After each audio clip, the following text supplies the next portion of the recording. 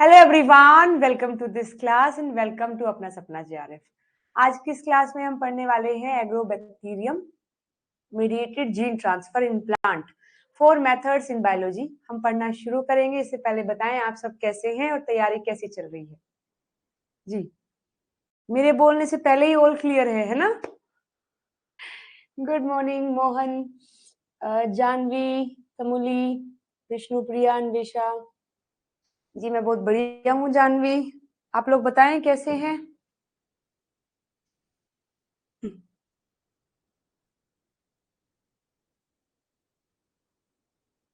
अच्छे हैं सभी?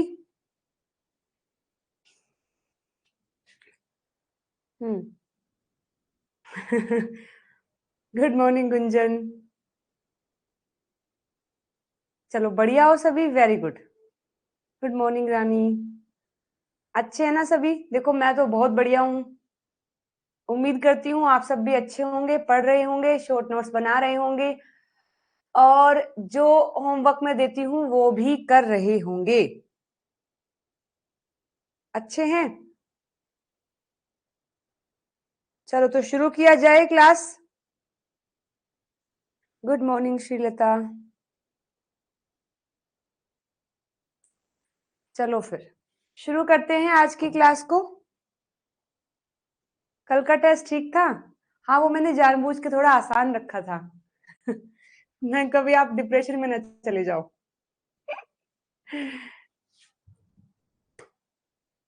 अच्छा चलो ठीक है, बढ़िया, वेरी गुड। चलो ठीक है, तो फिर सारे एक बात हम सब करेंगे और मुझे अलाउ करेंगे कि मैं क्लास को शुरू करूं, एक बार कल का थोड़ा सा रिवाइज कराऊं, फिर आज इस टॉपिक को कंप्लीट करके अपने क्वेश्चन प्रैक्टिस करके फिनिश करेंगे। शाम वाली क्लास से एक नया टॉपिक शुरू करने जा रहे हैं, दैट इज कॉल्ड स्पेक्ट्रोस्कोपी। तो उसके लिए जरूरी है कि ये टॉपिक हमारा आज इस क्लास में कंप्लीट हो जाए, क्वेश्चन भी प्रैक्टिस करने हैं। चलो ठीक है, फिर सबके हम सब आ गए हैं तो मतलब मैं क्लास को शुरू कर सकती हूँ। हम पढ़ रहे हैं एग्रोबैक्टीरियम मीडिएटेड जीन ट्रांसफर, जिसके बारे में बहुत सारी बातें मैंने कल आप लोगों को पढ़ाई थी। मैंने पढ़ाया था कि, हाँ गुड मॉर्निंग किरण, हाँ मैंने ये पढ़ाया था आप लोगों को कल कि कि जो अपना एग्रोबैक्टीरियम होता है वो नेचुरली एक जीन को इंजीनियर्ड करने का काम करता है। नेचुरली मतलब उसका खुद का फिनोमिना है जो डिजीज करने का, अपने आप को नरिश करने का, वो ये है कि वो अपने टीडीएनए को प्लांट के जीनोम के अंदर इनकॉर्पोरेट करके वहां से ओपाइन बनवाता है। उस ओपाइन को फिर यूज करके अपने आप को नरिश करता है, अपनी पॉपुलेशन बढ़ाता है ना? तो इसी को साइंटिस्ट ने यूज किया जीन ट्रांसफर करने के लिए। तो फिलहाल कल हमने पढ़ा था नेचुरल वे जो है एग्रोबैक्टीरियम का प्लांट को डिजीज करने का। आज हम इस पार्ट को भी रिवाइज करके आगे ये पढ़ने वाले हैं कि साइंटिस्ट ने इस एग्रोबैक्टीरियम को कैसे इस्तेमाल किया ताकि ये हमारा जीन ऑफ इंटरेस्ट प्लांट के अंदर भेज दे। तो उसमें मैंने बताया था आपको कि जो एग्रोबैक्टीरियम होता है उसके पास एक प्लाज्मिड है जिसका नाम टीआई प्लाज्मिड हमने रखा है।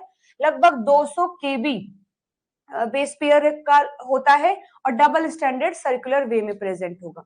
4 चीजें खास होती हैं इसमें। एक टीडीएनए रीजन होता है जिसको ये ट्रांसफर करता है, एक विर रीजन होता है जो टीडीएनए के ट्रांसफर में मदद करता है, एक ओपाइन कैटाबोलिज्म रीजन होता है जो ओपाइन को कैटाबोलाइज करके इसको नरिशमेंट देता है, और एक रेप्लिकेशन ओरिजिन है जो इसको रेप्लिकेट करवाएगा। इसमें अगर हम बात किए थे, इस पूरे फिनोमिना को मैंने पढ़ाया था, इसी को थोड़ा आज डिटेल में भी बताऊंगी। इसके बाद फिर हमने पढ़ा था कि जो विर रीजन होता है, विर रीजन के अंदर ये कई सारे जीन हैं। एक ए है, विर ए है जो सेंस करता है फिनोलिक्स को जो प्लांट से आते हैं, जो डैमेज का सिग्नल देते हैं। विर जी को जिसको ये एक्टिव करता है, फिर विर जी जाकर के बाकी विर जीन्स को इंड्यूस करता है जिसमें आपका विर D1 D2 है जो एंडोन्यूक्लियस एक्टिविटी परफॉर्म करेगा ताकि टी स्ट्रैंड का फॉर्मेशन हो जाए। विर C1 एंड C2 है जो ओवर ड्राइव रीजन पर बाइंड करेगा ताकि टी डीएनए स्ट्रैंड की फॉर्मेशन को इनहांस कर सके। एक आपका B1, B11, D4 होगा जो T4 सिक्रीशन सिस्टम को बनाएगा ताकि टी डीएनए बैक्टीरिया से प्लांट के अंदर जा सके। एक आपका विर E1 एंड E2 होगा जो प्रोटेक्ट करेगा सिंगल स्टैंडर्ड टी डीएनए को। एक विर F होगा जो प्लांट सेल में जाने के बाद यहां से जो E2 है उन सबको रिमूव करवाएगा। एक आपका H1, H2 होगा जो डिटॉक्सिफिकेशन में मदद करता है बैक्टीरिया के अंदर। तो ये सब बातें हमने कल पढ़ ली थी। तो चलिए इसी को ही थोड़ा एक बार मैं समराइज करती हूँ। देखिए, सबसे पहले ये तो है हमारा बैक्टीरिया का सेल बना लेते हैं। ये बैक्टीरिया है अपना, ठीक है, और यहां पर ड्रॉ करते हैं अपना plant cell, bacteria and plant cell. तो मेरे साथ साथ रिवाइज करते रहेंगे क्योंकि आप लोगों ने पढ़ लिया है अब सब कुछ। तो ये बैक्टीरिया है, एग्रोबैक्टीरियम। इसके अंदर और क्या प्रेजेंट है? टीआई प्लाज्मिड इसके अंदर प्रेजेंट है। तो ये मैंने बना दिया टीआई प्लाज्मिड। ये टीआई प्लाज्मिड है जिसके अंदर यहां विर रीजन है, यहां पर है विर रीजन। ये टी डीएनए है, ये लेफ्ट बॉर्डर है, ये राइट बॉर्डर है। ये लेफ्ट बॉर्डर है, ये राइट बॉर्डर है, ये टी डीएनए है, ये विर रीजन है। और बाकी यहां बात करें तो ये ओपाइन कैटाबोलिज्म वाला पार्ट है और यहां मान लेते हैं ओराई है। ये कंप्लीट टी आई प्लाज्मिड कहलाएगा। ठीक, विर रीजन में कई सारे जीन हैं, विर रीजन में कई सारे जीन होते हैं, ABCDEFG करके ढेर सारे जीन हैं। इनमें से जो विर ए वाला पार्ट है, इनमें से जो विर ए है वो लगातार एक्टिव रहता है और ऐसे ही विर जी भी लगातार एक्टिव रहता है। मतलब इनको इंड्यूस नहीं करना पड़ता, ये कॉन्स्टिट्यूएंटली एक्सप्रेस करते हैं। क्योंकि अगर ये भी इंड्यूस होने लगे, मतलब इनको भी आके कोई एक्टिव करेगा तो इस सिग्नल को रिकॉग्नाइज नहीं कर पाएंगे। तो बैक्टीरिया के अंदर विर ए और जी वाला जो जीन है वो हमेशा एक्टिव रहता है, मतलब ये हमेशा काम करते रहेंगे। तो विर ए एक्टिव होकर के विर ए बना देगा, विर ए मतलब प्रोटीन बना देगा और ये विर जी बनाएगा। ठीक है, विर ए बन करके मेम्ब्रेन में जाकर के प्रेजेंट हो गया है, ये मेम्ब्रेन में जाकर के प्रेजेंट हो गया है इस तरीके से। ये मान लेते हैं आपका विर ए है, विर ए है। यहीं पर मैं बना देती हूं छोटा सा विर जी, ये विर जी है। सबसे पहले ये एक्टिव कब होगा? यदि प्लांट में कोई भी डैमेज हुआ है, इसने फिनोलिक कंपाउंड को रिलीज किया, वो फिनोलिक कंपाउंड जो रिलीज किए हैं प्लांट ने, कब? डैमेज होने पर ये रिलीज होते हैं। ये फिनोलिक कंपाउंड जाकर यहां बाइंड करते हैं। जैसे ये बाइंड करेंगे, आपको पता है काइनेज डोमेन एक्टिव होकर के फोस्फोराइलेशन करता है, खुद का भी, अपने रिसीवर डोमेन का भी, एज वेल एज ये काइनेज डोमेन विर जी का भी फोस्फोराइलेशन करता है, जिससे विर जी एक्टिव हो जाता है ना। फिर विर जी एक्टिव होने के बाद आता है टीआई प्लाज्मिड के पास और इन सभी जीन को इंड्यूस करता है काम करने के लिए। ठीक, तो दो का फंक्शन हो गया। विर ए जो कि फिनोलिक कंपाउंड के आने से एक्टिव हुआ, उसने विर जी को एक्टिव किया। ये ट्रांसमेम्ब्रेन होता है, ये साइटोप्लाज्मिक होता है। फिर ये टीआई प्लाज्मिड के पास जाकर के टीआई प्लाज्मिड में जो विर रीजन है उसके सभी जीन्स को एक्टिव करता है, जिसमें सबसे पहले रोल आता है विर D1 एंड D2 का, क्योंकि यही शुरुआत करेंगे, D1 एंड D2 ही शुरुआत करेंगे टी स्ट्रैंड की फॉर्मेशन में। तो ये राइट बॉर्डर है, ये लेफ्ट बॉर्डर है। तो राइट बॉर्डर का जो मतलब नीचे वाला स्टैंड होगा, दोनों मैंने यही दिखा दिए। एक मैं एक और स्टैंड बनाती हूँ ताकि समझने में थोड़ा आसानी रहे। तो एक और स्टैंड बना लेते हैं।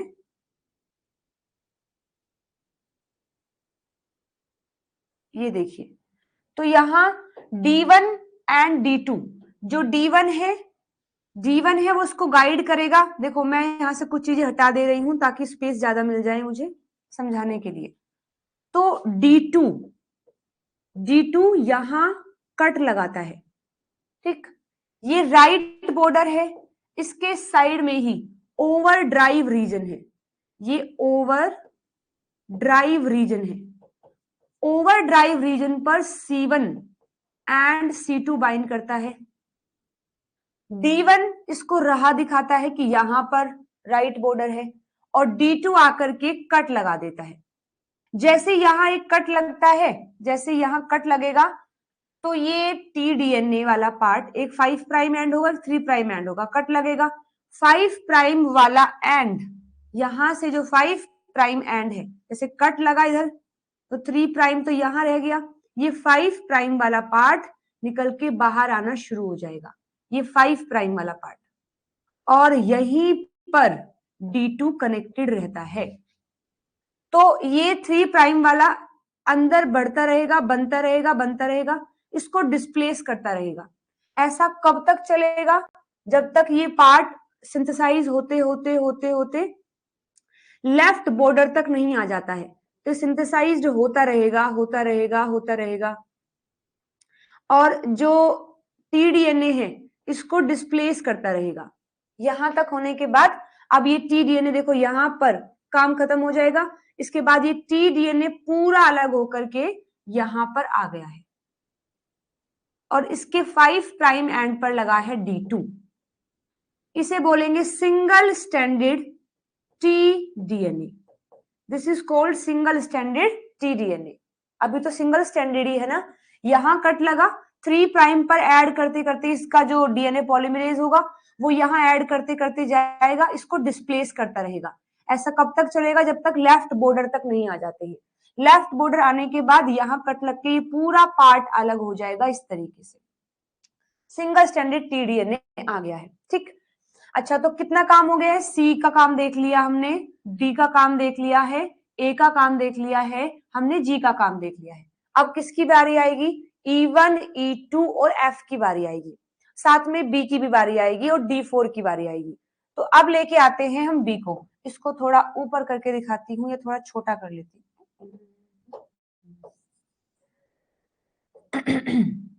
तो यहाँ D2 से कनेक्टेड सिंगल स्टैंडर्ड tDNA तैयार है। जो साथ में यहां पर बनेगा T4 secretion system. T4 secretion system ऐसे बनाता है, कनेक्ट करता है। T4 सिक्रीशन सिस्टम ये किसने बनाया होगा? B1, B11, D4 तीनों मिलकर के इसको बनाए हैं। यहां से जो D2 है, D2 के साथ ये जाएगा प्लांट के अंदर। तो ये देखो D2 से कनेक्टेड सिंगल स्टैंडर्ड tDNA आ गया है। साथ साथ में तुरंत यहां से E1, E2 एंड F ये तीनों भी अंदर जाएंगे। ये क्यों जा रहे हैं अंदर? जो E2 है, E2 जैसे ही आएगा वो तुरंत इसको कवर कर लेगा यहां से, ताकि कोई डीएनए जिसको कट ना कर ले।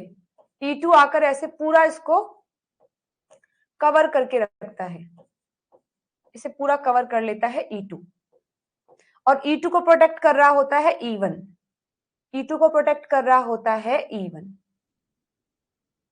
ये पूरा बन गया है T कॉम्प्लेक्स, इसको बोलते हैं T कॉम्प्लेक्स।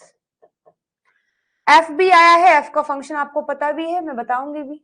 इतना काम हो गया, देखो यहां तक चीजें आ गई हैं। अभी ये है इसका प्लांट सेल का न्यूक्लियस, इसका ज्यादा काम नहीं है, ये इसका न्यूक्लियस है। और न्यूक्लियस में ऑलरेडी इसका डीएनए प्रेजेंट है।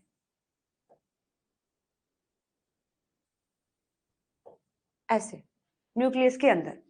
अभी देखो क्या होगा, जैसे ही ये अंदर आ गया है, पूरा मेक श्योर हो गया है कि चीजें स्टेबली कनेक्ट हो गई हैं। इसके बाद ये जो एफ है, ये एफ हाईजैक करता है प्लांट का प्रोटियोजोमल सिस्टम जो है, 26 प्रोटियोजोमल जो मशीनरी है, उसको यूज करके E2 को यहां से हटवा देगा। अच्छा, एक और काम यहां होता है, एक और काम होता है। ये जो D2 है, D2 के पास NLS प्रेजेंट है, हमने पढ़ा है ये बात। D2 के पास NLS है। E2 जो है, E2 के पास भी NLS है, लेकिन ये इतने स्ट्रॉन्ग NLS नहीं है कि इस टीडीएनए को न्यूक्लियस के अंदर ट्रांसफर करवा दे। तो यही बैक्टीरिया ने एक और काम खेला है कि यहां श्योर नहीं है कि टीडीएनए अंदर चला जाए। यहां तक तो ठीक पहुंचा दिया, बट ये भी मेक श्योर करना पड़ेगा कि ये न्यूक्लियस के अंदर चला जाए। अंदर भेजने के लिए एनएलएस, स्ट्रॉन्ग एनएलएस का होना जरूरी है। यहां पर जरूर एनएलएस है, लेकिन वो इतने स्ट्रॉन्ग नहीं है कि उसको अंदर लेके जा सके। तो बैक्टीरिया एक काम और करता है। वो काम क्या है? इस बैक्टीरिया के पास फ्लैजेलिन नाम के कुछ प्रोटीन प्रेजेंट होते हैं जो इसकी मेम्ब्रेन पर लगे होते हैं। ये स्टिमुलेट करते हैं प्लांट के सेल को स्टिमुलेट करते हैं, और स्टिमुलेट करने के बाद यहाँ एक सिग्नलिंग सिस्टम चलता है, MAP3 काइनेज सिस्टम यहाँ चलता है। इस काइनेज सिस्टम की वजह से कुछ जीन सिंथेसाइज होते हैं जिनको बोलते हैं VIP जीन, और ये VIP प्रोटीन बनाते हैं। VIP प्रोटीन मतलब विर इंटरैक्टिंग प्लांट प्रोटीन, मतलब ऐसे प्लांट के प्रोटीन जो इस विर के साथ इंटरैक्ट करेंगे। फिर ये VIP बन गए हैं, ये VIP भी आकर के यहाँ E2 के साथ कनेक्ट कर जाते हैं। ये VIP किसके साथ कनेक्ट करता है? E2 के साथ कनेक्ट करता है। अब यहाँ स्ट्रॉन्ग एनएलएस हो गए हैं, तो एक तरीके से आप लिख सकते हैं VIP provide strong NLS to TDNA transfer. NLS अब स्ट्रॉन्ग एनएलएस हो गए हैं। अब आराम से ये जो कॉम्प्लेक्स है ये न्यूक्लियस के अंदर जाएगा। जाने के बाद हमें अब इन E2 सबको हटा देना है। तो ये जो F वाला जिसने 26 प्रोटोजोमल मशीनरी को एक्टिव किया है, ये मशीन अब सबको हटा देगी। यहां से ये E को भी हटा देगी, VIP को भी हटा देगी, इवन सबको हटा देगी। केवल बचेगा अपना ये टीडीएनए, सबको हटा देगा। ये किस किस को डिग्रेड करवाएगा? ये देखो डिग्रेड करेगा E2 को, E1 को, D2 को, VIP को, सबको डिग्रेड कर देगा। डिग्रेड करने के बाद अब बचेगा खाली टीडीएनए। ये अब आप अपने आप को डबल स्टैंडर्ड करेगा और प्लांट के जीनोम में इनकॉर्पोरेट हो जाएगा। ये देखिए यहां इनकॉर्पोरेट हो गया है। बताओ मुझे यहां तक कोई डाउट तो नहीं है? ये है T-DNA. Done everyone? Good morning प्रतिज्ञा जी। बताएंगे फटाफट, कोई बात ऐसी जो ना कनेक्ट हुई हो? कोई बात ऐसी जो ना कनेक्ट हुई हो, बता दीजिए एक बार।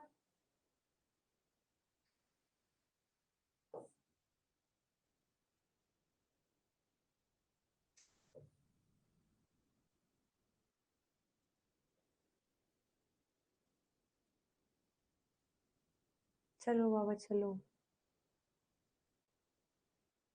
बोलो भाई, कोई डाउट है क्या?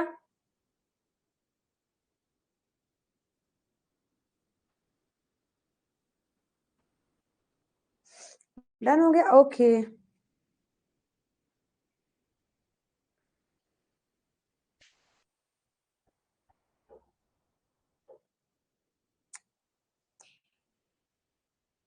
वीर सी रिपीट करना है, ठीक है, 1 मिनट इसको चलने दो। आई डोंट नो मैंने क्या कर दिया है। वीर सी का ठीक है, मैं बता देती हूँ।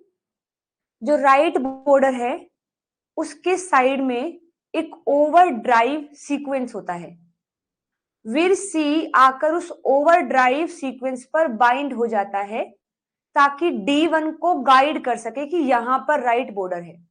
जैसे D1 गाइड होगा वो D2 को गाइड करेगा कि यहां तुम्हें कट लगाना है। तो एफिशिएंसी को बढ़ाने के लिए वीर सी आकर वहां बाइंड कर जाता है जहां कट लगना है, कि गलती से जो D2 है D1 है वो लेफ्ट बॉर्डर के पास ना चले जाएंगे, कट लगाना है राइट बॉर्डर पर। तो एफिशिएंसी को बढ़ाने के लिए कि कट हमेशा राइट बॉर्डर पर ही लगे, तो over drive sequence right border के पास में होते हैं, वहां विरसी जाकर के बाइंड कर लेता है। ठीक है, समझ गए?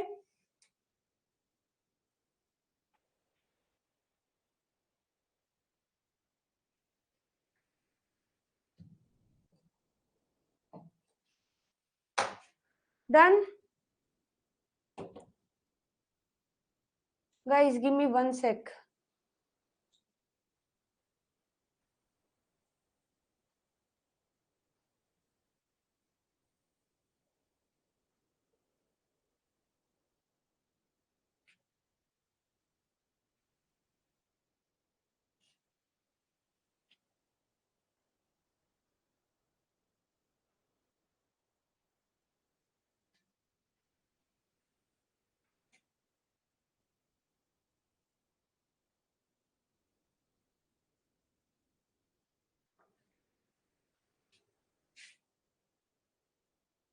जी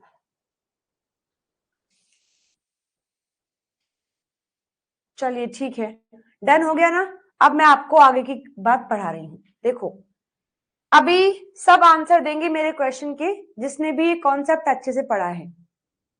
अगर मैं लॉस ऑफ फंक्शन म्यूटेशन कर देती हूँ, मतलब जितने भी मेरे पास विर जीन हैं उनके फंक्शन को अगर लॉस कर दिया जाए या उनमें हम कुछ और ऐड करके उसको इनएक्टिव कर दे रहे हैं, तो किसकी वजह से जो ट्रांसफर है कंप्लीटली ब्लॉक हो जाएगा और किसकी वजह से वो बस थोड़ा रिड्यूस्ड होगा। मतलब ऐसा है कि पूरा ट्रांसफर रुका नहीं है लेकिन जो एफिशिएंसी है वो कम हो गई है। तो अगर मैं विर ए को म्यूटेट कर देती हूं तो बताइए कंप्लीट लॉस होगा या एफिशिएंसी रिड्यूस्ड होगी? फटाफट बोलेंगे। अगर मैं विर ए को म्यूटेटेड कर देती हूं तो कंप्लीट लॉस होगा या एफिशिएंसी रिड्यूस्ड होगी? कंप्लीट लॉस हो जाएगा। देखो ऐसा क्यों? क्योंकि विर ए ही सिग्नल को सेंस करता है। अगर विर ए में म्यूटेशन हो गया वो कभी भी सिग्नल को सेंस करेगा ही नहीं, तो आगे की सारी प्रोसेस रुक जाएगी। तो मैं ये कह सकती हूं कि विर ए की वजह से अगर इसमें लॉस ऑफ फंक्शन म्यूटेशन हो गया है तो विर ए में म्यूटेशन होने की वजह से कंप्लीट लॉस हो जाएगा। कंप्लीट लॉस यानी नो टी डीएनए ट्रांसफर। चलो वेरी गुड, बढ़िया बताया। अभी ऐसे ही जरा जी के बारे में बताइए। अगर ए सही काम कर रहा है लेकिन जी में म्यूटेशन हो गया है तो क्या सेम रहेगा? कंप्लीट लॉस हो जाएगा? बिल्कुल कंप्लीट लॉस होगा। सिग्नल के प्रेजेंट होते हुए भी काम नहीं हो पाएगा, कंप्लीट लॉस देखने को मिलेगा। तो यहां भी कंप्लीट लॉस देखने को मिलेगा। अच्छा, अगर डी में म्यूटेशन हो जाए तो? अगर डी में म्यूटेशन हो जाए, अब जैसे देखो ए भी एक्टिव है जी भी एक्टिव है, डी भी मतलब डी नहीं बन पाया है तो उसमें एंडोन्यूक्लियस एक्टिविटी नहीं होगी, मतलब टी डीएनए अलग नहीं बन पाएगा, सिंगल स्ट्रैंडेड टी डीएनए की फॉर्मेशन नहीं होगी। तो अगेन अगर इसमें म्यूटेशन होगा तो कंप्लीट लॉस देखने को मिलेगा। अच्छा, बी के बारे में बताओ।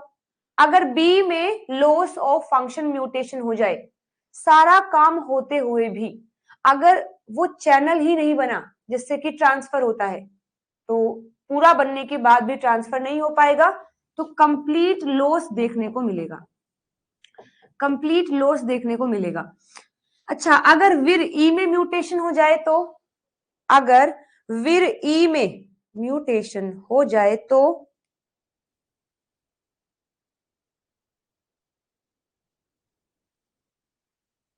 विर ई में प्रोटेक्शन नहीं होगा, क्या कंप्लीट लॉस हो जाएगा? नहीं, देखो कंप्लीट लॉस नहीं होगा, बट एफिशिएंसी बहुत कम हो जाएगी। हमने मान लीजिए टीडीएनए बना भी दिया, हमने ट्रांसफर भी कर दिया, चांसेस ये हैं कि हो सकता है डीएनए उसको तोड़ दे, कभी कभी हो सकता है ना भी तोड़े, तो चांस है, मान लीजिए अगर ई नहीं है तो चांस है कि ट्रांसफर तो होगा ही और साथ में वो इनकॉर्पोरेट भी हो सकता है, चांसेस है कि ना भी हो, बट हम ऐसा नहीं कह सकते कि अगर ई नहीं है तो ट्रांसफर ही नहीं होगा, ट्रांसफर तो आसानी से होगा, वो अलग बात है कि वो इनकॉर्पोरेट हो पाएगा या नहीं, डीएनए उसको तोड़ेंगे या नहीं तोड़ेंगे, है ना। तो हम ये कह सकते हैं कि रिड्यूस्ड हो जाएगी एफिशिएंसी, एफिशिएंसी रिड्यूस्ड हो जाएगी, बट कंप्लीट लॉस देखने को नहीं मिलेगा। ठीक, विर सी की बात करें, ओवर ड्राइव पर बाइंड नहीं करेगा, तो ज्यादा से ज्यादा क्या हो सकता है, कोई गलत कट लग सकता है ना। तो इससे भी ये है कि ओवर ड्राइव पर अगर बाइंडिंग नहीं होगी तो ये हो सकता है कि कटिंग की एफिशिएंसी डिक्रीज हो सकती है, बट ये नहीं कि कट ही नहीं होगा। ठीक, तो यहां भी रिड्यूस्ड एफिशिएंसी देखने को मिलेगी, कंप्लीट ब्लॉक देखने को नहीं मिलेगा, है ना। अच्छा, अगर एफ, अब आप देखो अगर ई नहीं है ना, अगर ई नहीं है तो वो बाइंड नहीं करेगा, एफ से भी क्या है कि एफिशिएंसी डिक्रीज हो जाएगी, अगर विर एफ नहीं है तो एफिशिएंसी डिक्रीज हो जाएगी, इससे भी आप क्या लिखेंगे, रिड्यूस्ड एफिशिएंसी। ट्रांसफर तो हो जाएगा, बस ये है कि प्लांट सेल में जाने के बाद जो इनकॉर्पोरेट करने की एफिशिएंसी है वो रिड्यूस्ड होगी। तो याद रहे, अगर इनकी बात आई है तो कंप्लीट लॉस देखने को मिलेगा, अगर इनकी बात आई है तो एफिशिएंसी रिड्यूस्ड देखने को मिलेगी। डन, चलिए अब आगे का केस पढ़ते हैं, ऑक्सिन एंड साइटोकाइनिन। अच्छा, इसी में ही एक बात और याद रखेंगे, ये तो पार्ट हो गया है, अब ये अंदर चला गया है, अब ये क्या करेगा वो मैं आपको बता रही हूं। जैसे ही टीडीएनए अंदर जाएगा वो 3 काम करेगा, मतलब उसके पास 3 जीन है बट काम 2 करेगा। ऑक्सिन साइटोकाइनिन तो उसकी ग्रोथ करवाएंगे, और जो ओपाइन सिंथेसाइज्ड जीन है वो ओपाइन बनाएगा। तो यहां जो ओपाइन वाला जीन है, जो ओपाइन सिंथेसाइज्ड जीन है, वो ऐसे एंजाइम बनाएगा जो ओपाइन बनाता है। अब प्लांट में ओपाइन का कोई इस्तेमाल नहीं है, प्लांट के लिए opine as a excretory material है, वेस्ट मटेरियल है, बट लगातार लगातार ओपाइन बन रहा है। क्यों? क्योंकि यहाँ ओपाइन सिंथेसाइज करने वाले जीन आ गए हैं, प्लांट के पास तो ये जीन होते भी नहीं है, क्योंकि प्लांट को ओपाइन नहीं चाहिए, तो वो ओपाइन बनाएगा ही क्यों, अपने जीन क्यों रखेगा, उसके मतलब अपने पास उसके जीन क्यों रखेगा। तो यही है कि जैसे ही ये टीडीएनए अंदर गया तो ऑक्सिन एंड साइटोकाइनिन तो सेल की ग्रोथ कराएंगे, जो ओपाइन सिंथेसाइज जीन है वो ओपाइन बनाएगा, वो क्या करेगा, लगातार ओपाइन बनवाएगा, ओपाइन सिंथेसाइज जीन, और ये ओपाइन प्लांट के लिए वेस्ट मटेरियल है, तो ये ओपाइन रिलीज कर देगा, ये ओपाइन को अपनी सराउंडिंग में रिलीज करेगा। और बैक्टीरिया के लिए तो ओपाइन क्या है, इसका फूड है, बस ये ओपाइन को ले लेगा और लेकर के इसके पास ओपाइन कैटाबोलिज्म जीन है, वो इस ओपाइन को कैटाबोलाइज करेंगे और ये बैक्टीरिया इसको अपना एज अ फूड की तरह इस्तेमाल करेगा। ठीक है, तो ये तो काम किया ओपाइन सिंथेसाइज्ड जीन ने, इसका काम तो आपने देख लिया। ऑक्सिन साइटोकाइनिन क्या करते हैं, अभी ये समझिए। ऑक्सिन और साइटोकाइनिन क्या करेंगे, आप प्लांट हार्मोन में पढ़ेंगे, ये दोनों फाइटो हार्मोन है, ये दोनों फाइटो हार्मोन है, ऑक्सिन भी और साइटोकाइनिन भी। क्या करते हैं, ये ग्रोथ करवाते हैं, प्लांट की ग्रोथ करवाते हैं। लेकिन प्लांट में बहुत ही लिमिटेड अमाउंट में ये बनते हैं, मतलब ऐसा नहीं कि कितने भी बनते जा रहे हैं, प्लांट इनको बनाता है बहुत ही लिमिटेड और मेंटेन्ड वे में, ज्यादा नहीं कम नहीं। लेकिन जैसे ही ऑक्सिन साइटोकाइनिन प्लांट के अंदर पहुंच गया है, अब मान लीजिए ये प्लांट का सेल है और इसके जीनोम में ये टीडीएनए आ गया है, इसके पास ऑक्सिन वाले जीन है और साइटोकाइनिन वाले जीन है, ये ऑन्कोजेनिक है। ऑन्कोजेनिक का मतलब ये रुकेंगे नहीं, लगातार लगातार काम करते रहेंगे, तो लगातार लगातार ऑक्सिन बनाते रहेंगे एंड साइटोकाइनिन बनाते रहेंगे, और ये दोनों मिलकर ही सेल ग्रोथ कराते हैं। और आपको पता ही है साइटोकाइनिन सेल डिवीजन कराता है, सेल की ग्रोथ प्लस सेल डिवीजन, जिससे सेल का नंबर इंक्रीज होगा, सेल का नंबर इंक्रीज करेगा, और यही क्राउन गोल डिजीज देखने को मिलती है। ठीक है, लेकिन ये ऐसा कराता क्यों है? क्योंकि जितना ज्यादा सेल का नंबर होगा उतना ही टीडीएनए बढ़ेगा, है ना। क्योंकि देखो इस सेल से, ये जो सेल है इसमें अगर सेल डिवीजन हुआ तो 2 सेल मिले, 2 सेल मिलने का मतलब है यहां पर जो टीडीएनए है वो 2 हो गए, यहां भी टीडीएनए आ गया, अब ये भी ओपाइन बनाएगा, ये भी ओपाइन बनाएगा, ज्यादा ओपाइन बनेगा, ज्यादा ओपाइन बनेगा तो वो ज्यादा सिक्रीट होगा, ज्यादा सिक्रीट होगा तो उतना ही बैक्टीरिया खा करके अपने आप को नरिश करेगा। तो बैक्टीरिया ये चाहता है कि ऐसे सेल का नंबर बढ़े जिन सेल में टीडीएनए है, क्योंकि जिसमें टीडीएनए होगा उसमें ओपाइन सिंथेसाइज कराएगा, ओपाइन ज्यादा बनेगा। तो ये ऑक्सिन साइटोकाइनिन सेल की ग्रोथ और सेल का डिवीजन कराते हैं ताकि ज्यादा से ज्यादा सेल बने। और क्या मैकेनिज्म होता है इनका, देखो देखिए सबसे पहले आपने मान लीजिए एक सेल लिया है, ये सेल डिवाइड करता है, डिवाइड करके ढेर सारे सेल बना देता है, बहुत सारे सेल बनाएगा, लेकिन ये सारे सेल अभी डिफरेंशिएट नहीं हुए हैं, मतलब इनको स्पेसिफिक फंक्शन नहीं मिला है कि तुम्हें क्या करना है। इसे बोलते हैं कैलस, इसे कैलस कहा जाता है। टिश्यू कल्चर में आप उसको पढ़ते हैं, लेकिन मैं बता दे रही हूं, ये आपने कोई भी प्लांट का सेल लिया, ये सेल डिवाइड करेगा और कैलस बना देगा। कैलस क्या होता है? अनडिफरेंशिएटेड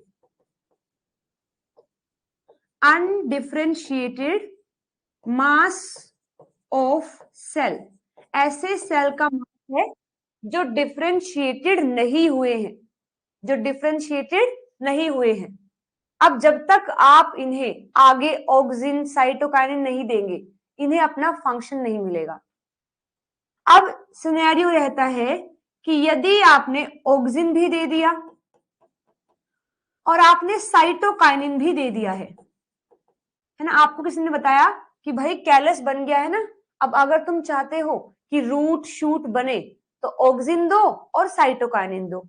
हमने क्या किया कि दोनों दे दिए हैं, लेकिन हमने पाया कि दोनों देने के बाद भी ये कैलस ही है, कुछ चेंज नहीं हुआ है, कैलस ही बन रहा है। तब फिर हमें गाइड किया गया कि एक टाइम पर एक ज्यादा रखना है, एक कम रखना है। हम चाहते हैं पहले रूट डेवलप हो, क्योंकि शूट को नरिशमेंट कौन करता है? रूट, तो पहले रूट डेवलप होनी चाहिए। तो ये कहा गया कि कैलस को खाली ऑक्सिन दीजिए। जब कैलस को खाली ऑक्सिन दिया गया तो हमने देखा कि ये जो अनडिफरेंशिएटेड मास था ना सेल का, इसकी रूट बननी शुरू हो गई है, यहां से रूट डेवलप होनी शुरू हो गई है। इसके बाद फिर ऑक्सिन का अमाउंट कम कर दीजिए, अब दीजिए साइटोकाइनिन। साइटोकाइनिन शूट फॉर्मेशन कराता है, तो रूट तो फॉर्म हो ही गई है ऑलरेडी, आपने ऑक्सिन का अमाउंट भी कम कर दिया है। अब अगर साइटोकाइनिन भी दे रहे हैं तो अब शूट वाला पार्ट भी डेवलप होगा और ये पूरा प्लांट इस तरीके से डेवलप हो जाएगा। तो ऑक्सिन ने क्या किया, रूट फॉर्मेशन कराई है, रूट को फॉर्म कराया है, एंड साइटोकाइनिन ने शूट को फॉर्म कराया है। यही काम ये करते हैं ऑक्सिन एंड साइटोकाइनिन। यहां से जो क्वेश्चन बनने वाला पार्ट है वो कहां से आता है, देखिए आपको याद रखना है, ऑक्सिन रूट बनवा रहा है और साइटोकाइनिन शूट बनवा रहा है। क्वेश्चन इनके आ जाते हैं आपके रेशो के बिहाफ पर, क्वेश्चन रेशो से आते हैं। किस तरीके से आएंगे,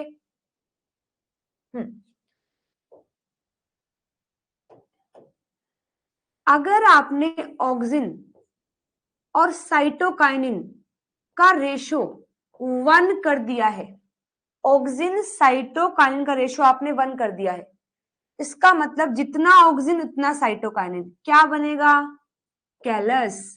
कैलस ही बनता रहेगा, कोई डिफरेंशिएशन नहीं हो पाएगा। ठीक, अच्छा दूसरा केस देखो, ऑक्सिन अपॉन साइटोकाइनिन का रेशो आपने बढ़ा दिया है, मतलब एक से ज्यादा कर दिया है। एक का मतलब था दोनों बराबर हैं, एक से ज्यादा का मतलब है कोई एक ज्यादा होगा। अच्छा देखो कौन ज्यादा होगा, जो ऊपर होता है वो ज्यादा होता है। अगर आप कह रहे हैं आपने इस रेशो को बढ़ाया है, तो ये नहीं कि दोनों को बढ़ा दिया है, रेशो को बढ़ाने का मतलब है कि जो अपर साइड है वो बढ़ा है। तो अगर मैं A अपॉन सी को रेशो को बढ़ा रही हूं, 1 से ज्यादा कर रही हूं, तो मतलब ऑक्सिन बढ़ा है। और अगर ऑक्सिन बढ़ा है तो आपको पता ही है रूट फॉर्मेशन होगा, रूट फॉर्मेशन होगा। समझ गए, ठीक। अगर मैं इस रेशो को घटाती हूं, A अपॉन सी की जो रेशो है उसको मैं मतलब डिक्रीज भी बोल सकती हूँ या लेस देन 1 भी बोल सकती हूँ, वॉटेवर, मतलब यही होगा कि आपने रेशो को घटा दिया है। रेशो को घटाने का मतलब है जो अपॉन में है वो बढ़ता है, क्योंकि देखो जो भी आप यहाँ कर रहे हैं वो इनवर्सली प्रोपोर्शनल है टू द सी। आपने कहा कि यहाँ रेशो बढ़ा दी है, बढ़ाने का मतलब है सी का घटना, और घटा दी है अगर रेशो तो मतलब सी बढ़ गया है, सी बढ़ने का मतलब ए कम हो गया है। तो ऑक्सिन अगर यहाँ कम हुआ, साइटोकाइनिन ज्यादा हुआ, तो मतलब शूट फॉर्मेशन होगी, शूट फॉर्मेशन होगी। बहुत ही आसान वाला कॉन्सेप्ट है, बिल्कुल कंफ्यूज नहीं होना है इसमें। अगर ए और सी सेम रखे हैं, ए और सी अगर सेम रखे हैं, कैलस बनेगा, कोई रूट नहीं कोई शूट नहीं। ए अपॉन सी बराबर 1 है अगर, तो दोनों का अमाउंट इक्वल है। अगर ए अपॉन सी, ये जो रेशो है ए अपॉन सी, अगर आप उसे इंक्रीज कर रहे हैं, यानी ऑक्सिन इंक्रीज हुआ है, साइटोकाइनिन डिक्रीज हुआ है। ऑक्सिन बढ़ना मतलब रूट का फॉर्मेशन होना। अगर ए अपॉन सी को, ए अपॉन सी रेशो को आपने घटाया है, घटाने का मतलब सी बढ़ा है, सी बढ़ने का मतलब शूट की फॉर्मेशन होगी, क्योंकि ऑक्सिन कम हो गया है। अगेन एक बात और याद रखिएगा, जरूरी नहीं है हमेशा आपको ऐसे ही क्वेश्चन मिले, सम टाइम वो रेशो को चेंज कर देते हैं, यानी वो ऐसा कर देते हैं, साइटोसिन अपॉन ऑक्सिन की रेशो को मैंने बढ़ा दिया है। बढ़ा देने का मतलब है अब की बार सी बढ़ाई, क्योंकि सी ऊपर है, इस रेशो को मैंने बढ़ाया है, यहां भी बढ़ाया, लेकिन याद रखिए यहाँ ए ऊपर था, यहाँ सी ऊपर है, यानी अब की बार सी बढ़ेगा, सी बढ़ेगा तो यानी यहाँ शूट का फॉर्मेशन होगा। ऐसे ही अगर सी अपॉन ए रेशो को मैं घटा रही हूं, तो अब की बार सी घटा है, और सी घटने का मतलब है ऑक्सिन बढ़ा है, ऑक्सिन बढ़ने का मतलब है रूट फॉर्म हुई है। Done everyone? ये रेशो वाला पार्ट उम्मीद करती हूँ समझ आ गया होगा। ये पार्ट याद रखना है, उसमें खासकर याद रखना है रेशो में कौन ऊपर है कौन नीचे है। अब कोई भी ऊपर हो कोई भी नीचे हो, यदि रेशो बढ़ रही है तो जो ऊपर है वो बढ़ेगा, रेशो घट रही है जो ऊपर है वो घटेगा, ऐसे बस याद रख सकते हैं।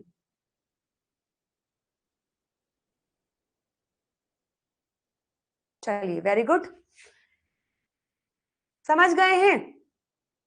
आप फटाफट क्या करते हैं, क्वेश्चन प्रैक्टिस करते हैं। लगभग आपका जो नेचुरल वाला पार्ट है ना, नेचुरल जो इंजीनियरिंग है वो पार्ट कंप्लीट हो गया है, क्वेश्चन प्रैक्टिस करा रही हूं। फिर पढ़ेंगे जो मॉडिफाइड वाला पार्ट है जिसको हमने यूज किया है एज अ वेक्टर की तरह, फिर उसके क्वेश्चन प्रैक्टिस करेंगे। चलिए, ये आपका 2011 का क्वेश्चन है और जरा इसको पढ़ते हैं साथ में और सोल्व करने का ट्राई करते हैं, ठीक। A transposon carrying a promoter-less beta-galactosidase was used to create the insertional mutation in the Vir region of TI plasmid of Agrobacterium tumefaciens. All the mutant in which lac-Z fusion was in frame were divided into the following 3 groups. हमने उसको 3 group में divide कर लिया। पहले question देखिए क्या किया है। हमने एक ऐसा ट्रांसपोजन यानी एक ऐसा डीएनए का सेगमेंट लिया है जिसके अंदर promoter less beta galactosidase gene यानी लैक-जेड है। लैक-जेड का मतलब बी, देखो प्रोमोटर लेस का मतलब क्या होता है, थोड़ा एक बार समझिएगा। कई बार ऐसा हो सकता है क्वेश्चन में इस टर्म को देकर के आपको कंफ्यूज कर दे। समझिए क्या है, हमें पता है लैक-जेड के बारे में आपने पढ़ा है ना, लैक-जेड जीन होता है और हम इसको कई बार एज अ रिपोर्टर जीन की तरह भी इस्तेमाल करते हैं, क्योंकि ये जीन जो एंजाइम बनाता है वो हमें कलर बना करके दे सकता है ताकि हम पता कर सके कि हमारा जीन इंसर्ट हुआ है नहीं। पढ़ा है आपने वो ब्लू एंड व्हाइट कॉलोनी वाला। सो लैक-जेड जीन जो कि बीटा गैलेक्टोसाइडेज बनाता है, बीटा गैलेक्टोसाइडेज बनाता है, इसको एज अ रिपोर्टर जीन की तरह हम कई बार इस्तेमाल करते हैं। हमें पता है कि लैक-जेड तभी तो बनेगा ना, मान लीजिए यहाँ लैक-जेड है, ये कब बनेगा, जब इसका प्रमोटर भी यहाँ होगा। जब लैक प्रमोटर भी यहाँ होगा तभी तो लैक-जेड बनेगा, है ना। लैक प्रमोटर होगा, फिर यहाँ ऑपरेटर होगा, स्ट्रक्चरल जीन में लैक-जेड होगा, तब जाकर ये बनता है। एक टर्म आती है promoter less, promoter less marker या फिर लैक-जेड, जिसका भी नाम ले रहे हैं, यहाँ कुछ भी आ सकता है, लेकिन प्रमोटर लेस का मतलब क्या होता है। ऐसे केस में हम 2 सेटअप को बनाते हैं। एक सेटअप में रखते हैं केवल अपना लैक-जेड जीन, या ये कोई भी जीन हो सकता है, कोई भी रिपोर्टर जीन हो सकता है, लेकिन यहां मैं लैक-जेड का एग्जांपल समझा रही हूँ। और इसका जो प्रमोटर है ना, इसका जो प्रमोटर है और मतलब बेसिकली इसका जो ऑपरेटर है, वो हमने इंड्यूस करने के लिए उसको एक अलग जीन पर रखा हुआ है। प्रमोटर है, ऑपरेटर है, ये कुछ ऐसा बनाएगा, यहां कुछ ऐसा बनेगा जो आकर के यहां बाइंड करेगा और फिर इसका ट्रांसक्रिप्शन एंड ट्रांसलेशन होगा। इसे बोलते हैं प्रमोटर लेस मार्कर या प्रमोटर लेस रिपोर्टर जीन या प्रमोटर लेस लैक-जेड। कहने का मतलब ये है कि इसका जो इंडक्शन है वो किसी और की वजह से हो रहा है। इसका जो इंडक्शन है, इसका जो काम है, वो कब होगा, जब ये एक्टिव होगा। क्योंकि यहाँ जैसे ये पार्ट एक्टिव होगा तो ये कुछ ऐसा फैक्टर बनाएगा जो आकर यहाँ बाइंड करेगा और तब जाकर ये लैक-जेड जीन अपना काम कर पाएगा। तो दरअसल बात ये है कि आपने कुछ ऐसा सिस्टम डेवलप कर दिया है और यहाँ रख दिया आपने अपना जीन ऑफ इंटरेस्ट, मान लीजिए यहाँ रख दिया है जिस पर भी आप काम कर रहे हैं, ठीक। जीन ऑफ इंटरेस्ट यहाँ आपने रख दिया है, साथ में ये लैक-जेड जीन भी दे दिया है। अगर आपको इसके द्वारा किया हुआ काम, मान लीजिए लैक-जेड जीन बनाता है बीटा गैलेक्टोसाइडेज, बीटा गैलेक्टोसाइडेज क्या करता है, अपने सबस्ट्रेट को कन्वर्ट करता है प्रोडक्ट में, और ये प्रोडक्ट ब्लू कलर का है। ये प्रोडक्ट कैसा है, ब्लू कलर का है। तो अगर आपको ब्लू कलर मिल गया है यानी आपका gene of insert, gene of interest insert भी हो गया है और वो काम भी कर रहा है। ऐसा कैसे, जीन ऑफ इंटरेस्ट ने काम किया होगा या फिर जो भी आपने लगाया है उसने काम किया होगा, काम किया है तो वो यहाँ बाइंड किया है, यहाँ बाइंड किया है तो ये एक्टिव हुआ है, ये एक्टिव हुआ है तो सबस्ट्रेट प्रोडक्ट में कन्वर्ट हुआ है, तभी तो आपको ब्लू कलर मिला है। और मान लीजिए यहाँ आपको ब्लू कलर ना मिल करके सबस्ट्रेट का जो व्हाइट कलर है बस वो मिल गया है, तो इसका मतलब है यहाँ अच्छे से इंसर्शन नहीं हुआ है। ठीक, ये एक बेसिक टर्म मैंने आपको समझा दी है, केवल इसको एग्रोबैक्टीरियम से कनेक्ट मत करना। ये टर्म कहीं पर भी लिखी आ सकती है किसी भी क्वेश्चन में, तो समझ जाइएगा कि प्रमोटर लेस किसी भी मार्कर को अगर आप यूज कर रहे हैं तो ये एक तरीका है ये पता करने का कि आपका जीन ऑफ इंटरेस्ट वहां इंसर्ट हुआ या नहीं हुआ। ठीक है, तो यहां पर भी देखो ऐसा ही किया गया। हमने एक ऐसा ट्रांसपोजेंस लिया जिसके पास promoter less beta galactosidase gene है, was used to create insertional mutation in the Vir region of TI plasmid of Agrobacterium tumefaciens। मैंने इसको यूज किया है क्या करने के लिए, इंसर्शनल म्यूटेशन करने के लिए। किसके अंदर, जो विर रीजन है, टीआई प्लाज्मिड का जो विर रीजन है उसमें म्यूटेशन कोज करने के लिए मैंने ये यूज किया। All the mutant in which lack-Z fusion was in the frame were divided into the following 3 groups। तो ये लैक-जेड लगा हुआ है और मैंने इसको फ्यूज कर दिया है जो भी म्यूटेशन है उसके साथ में। अब पहला ग्रुप क्या कहता है, the virulence of the bacteria was completely lost and the lac-Z was induced by acetosyrinjone। कहा है कि जो वायरुलेंस है ना बैक्टीरिया का वो कंप्लीटली लॉस हो गया है, लेकिन जो लैक-जेड है वो इंड्यूस्ड हो रहा है एसिटोसिरिंजोन से। तो उसका मतलब क्या है समझिएगा, ये जो लाइन है इसमें क्या कहा गया है, तो कहा है कि यहां हमने लगा दिया है अपना विर ए, यहां विर ए लगा दिया है, साथ में प्रमोटर लेस लैक-जेड मैंने लिया है। ठीक है, जैसे ही एसिटोसिरिंजोन आया ये आकर के विर ए को एक्टिव करेगा, विर ए आकर के ऐसी चीजें बनाएगा जो लैक-जेड को एक्टिव करेगा और लैक-जेड एक्सप्रेस हो गया है।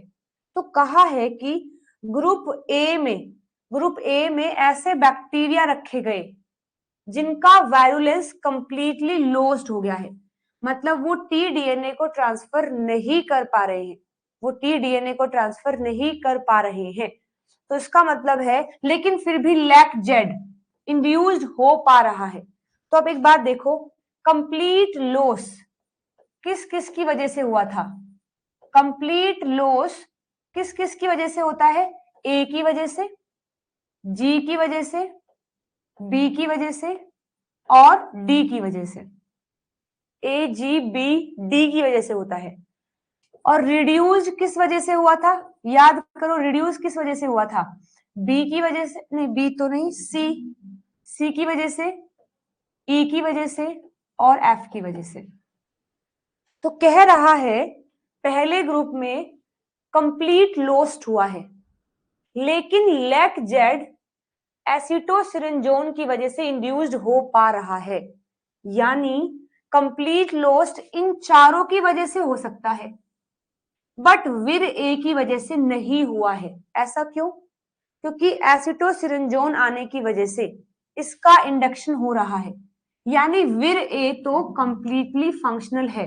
हो सकता है जी में म्यूटेशन हो सकता है बी में म्यूटेशन हो सकता है डी में म्यूटेशन है, लेकिन ए में तो नहीं है। समझ गए पहली बात। दूसरा ग्रुप देखिए, दूसरा ग्रुप है virulence of the bacteria was reduced हुआ है and lacZ was induced by acetosyringone. मतलब अगर रिड्यूस्ड हुआ है तो या तो इसमें म्यूटेशन है या तो इसमें म्यूटेशन है या तो इसमें म्यूटेशन है।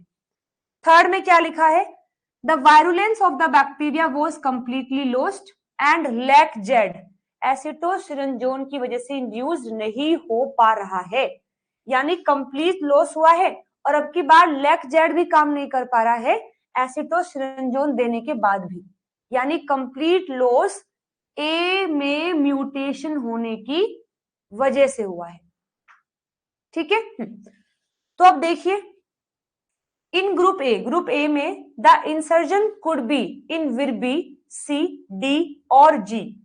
In group B, the insertion could be in Vir C and E and in group C the insertion could be in vir A and or G। समझ गए क्या? ग्रुप ए में कह रहा है कि कंप्लीट लॉस्ट हुआ है, बट एसिटोसिरिनजोन की वजह से लैक-जेड इंड्यूस्ड हो रहा है, मतलब ए तो सही है। तो या तो जो इंसर्जन है या तो म्यूटेशन बी में हुआ हो या सी में या डी में या फिर जी में हुआ होगा, तो सही बात है। ग्रुप बी में अगर रिड्यूस्ड हुई है एफिशिएंसी तो या तो सी में हुआ है या तो ई में हुआ है, ठीक है। और थर्ड की बात कर रहे हैं कि थर्ड में क्या है कि कंप्लीट लॉस्ट हुआ है और लैक जेड इंड्यूस्ड भी नहीं हो पाया है, तो या तो ए में हुआ होगा या तो जी में हुआ होगा, या तो ए में या तो जी में, तो पहला ही ऑप्शन सही हो जाएगा। समझे कि नहीं? बताइए, क्वेश्चन में कोई डाउट है क्या?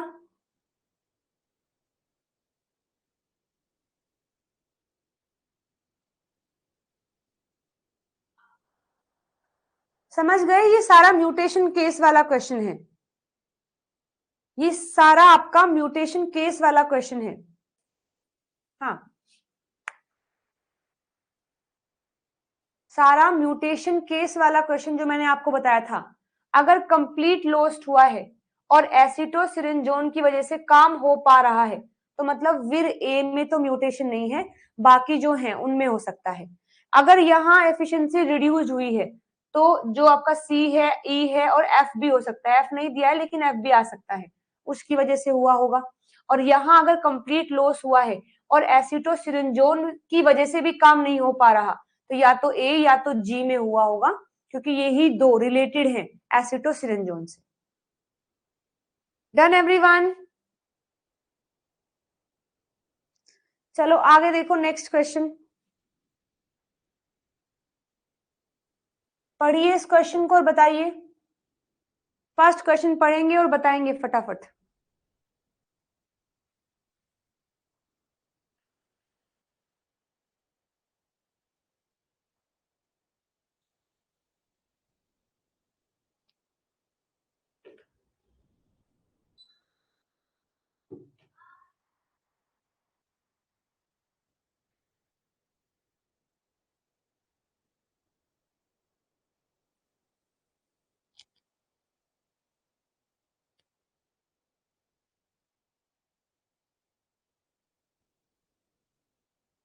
बताएंगे फटाफट, फर्स्ट क्वेश्चन पढ़िए।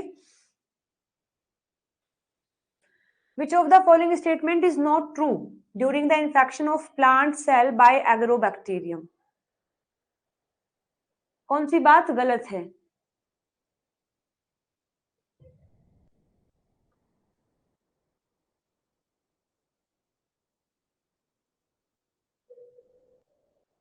ठीक है, और बताएंगे।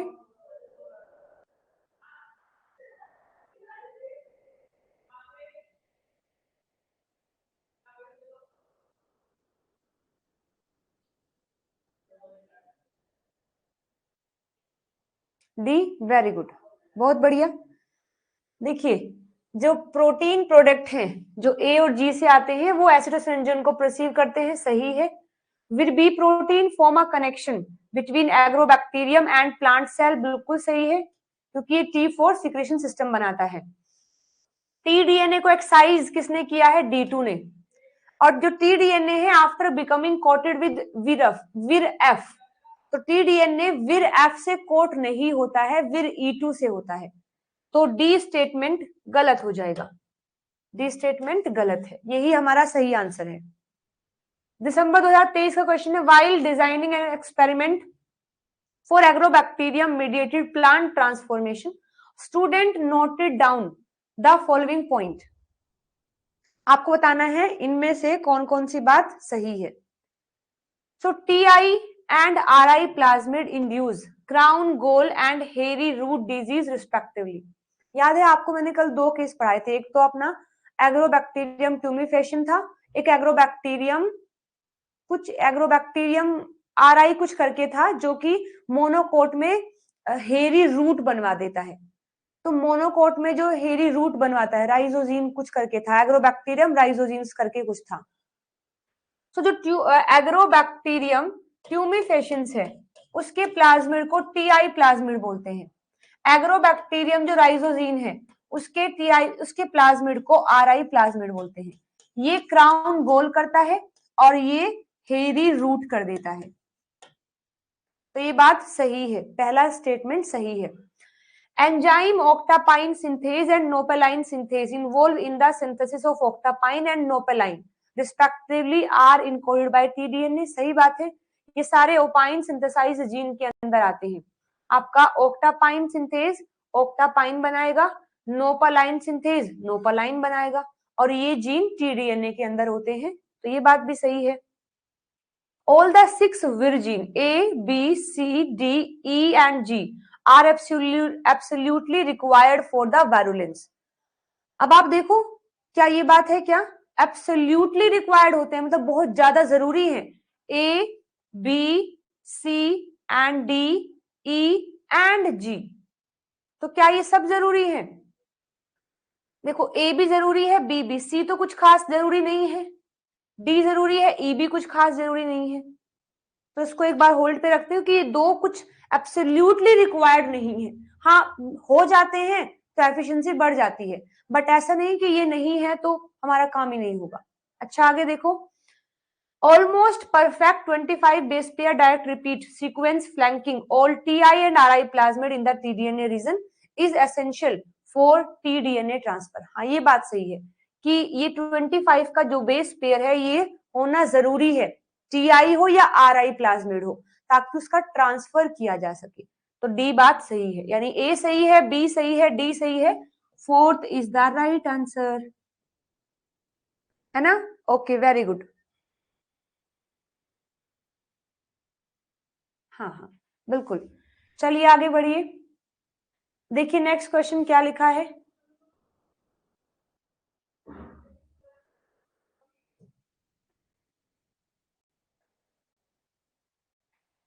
एग्रोबैक्टीरियम इन प्लांट ट्रांसफॉर्मेशन, तो इसके बारे में लिखा है और आपको करेक्ट स्टेटमेंट बताना है। Agrobacterium tumefaciens cause crown gall disease and Agrobacterium rhizogenes cause hairy root disease. सही बात है।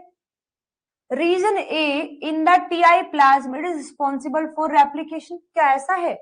विर ए जो है विर ए जो है वो रेप्लिकेशन कराता है क्या? नहीं, तो रेप्लिकेशन के लिए तो ओराई साइट अलग से है। विर जो डी रीजन है इन the Ti plasmid is responsible for virulence, तो ये सही है, डी वायरुलेंस के लिए जरूरी है, क्योंकि विर रीजन में आता है, वायरुलेंस के लिए जरूरी है। Oncogenic region in the T-DNA is responsible for unusual amino acid synthesis, क्या ऐसा है? नहीं। ओंकोजेनिक देखो कौन है, ओंकोजेनिक ऑक्सिन एंड साइटोकाइनिन है। तो क्या वो ओपाइन बनवाते हैं? जो अमीनो एसिड है जो अनयूजुअल मतलब जो ओपाइन है, क्या वो बनवाएंगे? नहीं। तो जो ओंकोजेनिक है वो तो ऑक्सिन और साइटोकाइनिन है, और अनयूजुअल अमीनो एसिड कौन बनवाता है? Opine synthesis. तो ये स्टेटमेंट गलत हो जाएगी, है ना? गलत हो जाएगी। तो डी गलत हो गया है और बी गलत हो गया है, ए एंड सी सही है। ए और सी अगर सही है तो C option is correct. Done everyone, C option is correct. ठीक है, आगे देखो। हाँ जी, आगे देखिए next. A student noted the following point regarding agrobacterium tumefaciens। ये सब देने के बाद पूछा है which one of the option above statement is correct। Agrobacterium tumefaciens से ग्राम नेगेटिव सोइल बैक्टीरिया है क्या? बिल्कुल सही, मैंने बताया है आपको, ग्राम नेगेटिव है, सोइल के अंदर रहता है, रोड शेप है। Opine catabolism gene are present in the TDNA region of Ti plasmid, ऐसा है क्या? नहीं। ओपाइन कैटाबोलिज्म तो टीआई प्लाज्मिड के अंदर मिलता है, आउटसाइड द टीडीएनए। टीडीएनए में ओपाइन सिंथेसाइज जीन मिलते हैं, ना कि कैटाबोलाइज जीन। तो ये बात गलत हो गई। Opine are synthesized by condensation of amino acid and alpha keto acid और अमीनो एसिड एंड शुगर, ये बात सही है। ओपाइन कैसे बनता है? Amino acid alpha keto acid को जोड़ करके, या अमीनो एसिड या शुगर को जोड़ करके बनता है, तो ये बात सही है। A callus culture of crown gall tissue caused by agrobacterium tumefaciens plant can be multiplied without adding the phytohormone. आपने क्या किया? हाँ ठीक है, ये कह रहा है कि आपने अगर अलग से भी कोई फाइटोहॉर्मोन नहीं दिया है तो भी ये जो क्राउन गोल वाले टिश्यू हैं जो एग्रोबैक्टीरियम ने बनवाया है वो मल्टीप्लाई कर सकते हैं, क्योंकि इनके पास खुद के ऑक्सिन साइटोकाइनिन होते हैं, मतलब खुद के जीन है उनके पास। तो अगर आपने अलग से प्लांट हार्मोन ऐड नहीं किए हैं तब भी ये टिश्यू जो क्राउन गोल के टिश्यू हैं वो अपने आप को मल्टीप्लाई कर सकते हैं, क्योंकि इनके पास खुद ऑक्सिन साइटोकाइनिन के जीन प्रेजेंट है। तो ये बात भी सही है। तो ए सही है, सी सही है और डी सही है। ए सी डी यानी D is the right answer. Done everyone? B option को रिपीट करना है। Opine catabolism gene are present in the T DNA region of Ti plasmid. आपको याद होगा हमने पढ़ा था कि टीआई प्लाज्मिड में 4 रीजन होते हैं। एक होता है टीडीएनए, एक होती है ओराई साइट, एक होता है विर रीजन और एक होता है ओपाइन कैटाबोलिज्म जीन। और टीडीएनए में क्या है? ऑक्सिन वाला पार्ट है, cytokinin and opine synthesized gene. तो ये कह रहा है कि ओपाइन जो कैटाबोलिज्म जीन है वो टी डीएनए के अंदर होते हैं? नहीं, opine catabolism gene T DNA के बाहर होते हैं। यहां अंदर तो ओपाइन सिंथेसाइज्ड जीन है, इसलिए बी गलत है। Done everyone? ओके, आगे देखो। Agrobacterium TI plasmid vector are used to generate the transgenic plant. The following are examples of the Vir gene encoded protein that are important for transfer of tDNA into the plant. Which one of the following combination of the protein function inside the plant cell? Question में कहा है ये सब पढ़िए और ये बताइए इनमें से कौन कौन सा ऐसा काम है प्रोटीन का जो प्लांट सेल के अंदर होता है। मतलब वो प्रोटीन तो है बैक्टीरिया के, बट वो काम कर रहे हैं प्लांट सेल के अंदर जाकर। तो ये बताना है आपको। तो देखो विर ई जो कि single standard DNA binding protein है, बनता कहाँ है? विर ई बना तो है बैक्टीरिया में, लेकिन इसका जो काम है, काम क्या है? सिंगल स्टैंडर्ड टी डीएनए से बाइंड करके उसको प्रोटेक्ट करना फ्रॉम द डीएनएज। वो काम वो कब करेगा? प्लांट सेल के अंदर जाकर। याद है ये डायग्राम जो हमने पढ़ा था अभी कि अपना टीडीएनए D2 से कनेक्टेड है, चला गया प्लांट सेल में, साथ साथ में E2 भी गया है और वहां जाकर E2 उससे बाइंड करता है। तो हम बिल्कुल ये बात सही है कि जो विर ई है ना, जो कि single standard DNA binding protein है, ये प्लांट सेल में जाकर अपना काम करता है। Done? Vir D2 that generate the T strand. Vir D2 T strand कब जनरेट करता है? प्लांट के अंदर? नहीं तो बैक्टीरिया में कर देता है। तो ये काम प्लांट सेल के अंदर नहीं होगा, मतलब Vir D2 प्लांट सेल में काम नहीं करता है। Vir D2 का जो काम है, कौन सा काम? टी स्ट्रैंड को जनरेट करना, वो बैक्टीरिया के अंदर होता है, ना कि प्लांट के अंदर। Vir A that sense plant phenolic compound. विर ए जो है, विर ए उसका वो क्या कर रहा है? फिनोलिक कंपाउंड को सेंस कर रहा है। तो ये तो बैक्टीरिया के अंदर ही होता है, प्लांट के अंदर तो नहीं होगा ना। विर ए तो बैक्टीरिया में है और फिनोलिक कंपाउंड को वो सेंस कर रहा है बैक्टीरिया के अंदर, ना कि प्लांट के अंदर। तो ये बात भी गलत हो जाएगी, प्लांट के अंदर नहीं। Vir F which direct T complex protection for destruction in the proteasome. जो विर एफ है which direct the T complex protein for destruction of proteasome, बिल्कुल सही है। विर एफ बनता तो बैक्टीरिया में है, बट काम कहाँ करेगा? प्लांट सेल में जाकर के जो एक्स्ट्रा वाले प्रोटीन है, जैसे विर E2 है, E1 है, VIP है, उन सबको हटाने का काम एफ करता है। तो ये काम प्लांट सेल के अंदर होगा। समझ गए? तो आंसर क्या है आपका? A and D, A and D है। लेकिन इसमें ए और डी तो कहीं पर नहीं दिया हुआ है, ए और डी तो यही दिया हुआ है, तो हम अपना आंसर जो आंसर की में दिया हुआ है ना वो ये दिया हुआ है, हालांकि ये गलत है क्योंकि बी का जो उसमें दिया हुआ है ना वो गलत है। समझ गए? हाँ, ए और सी नहीं होगा। देखो ए और सी कैसे बोल रहे हैं आप, सी तो गलत है ना। विर ए प्लांट मौलिक कंपाउंड को सेंस करता है, क्या ये काम प्लांट सेल के अंदर हो रहा है? नहीं तो। क्या ये काम प्लांट सेल के अंदर हो रहा है? नहीं, बैक्टीरिया के अंदर हो रहा है ना।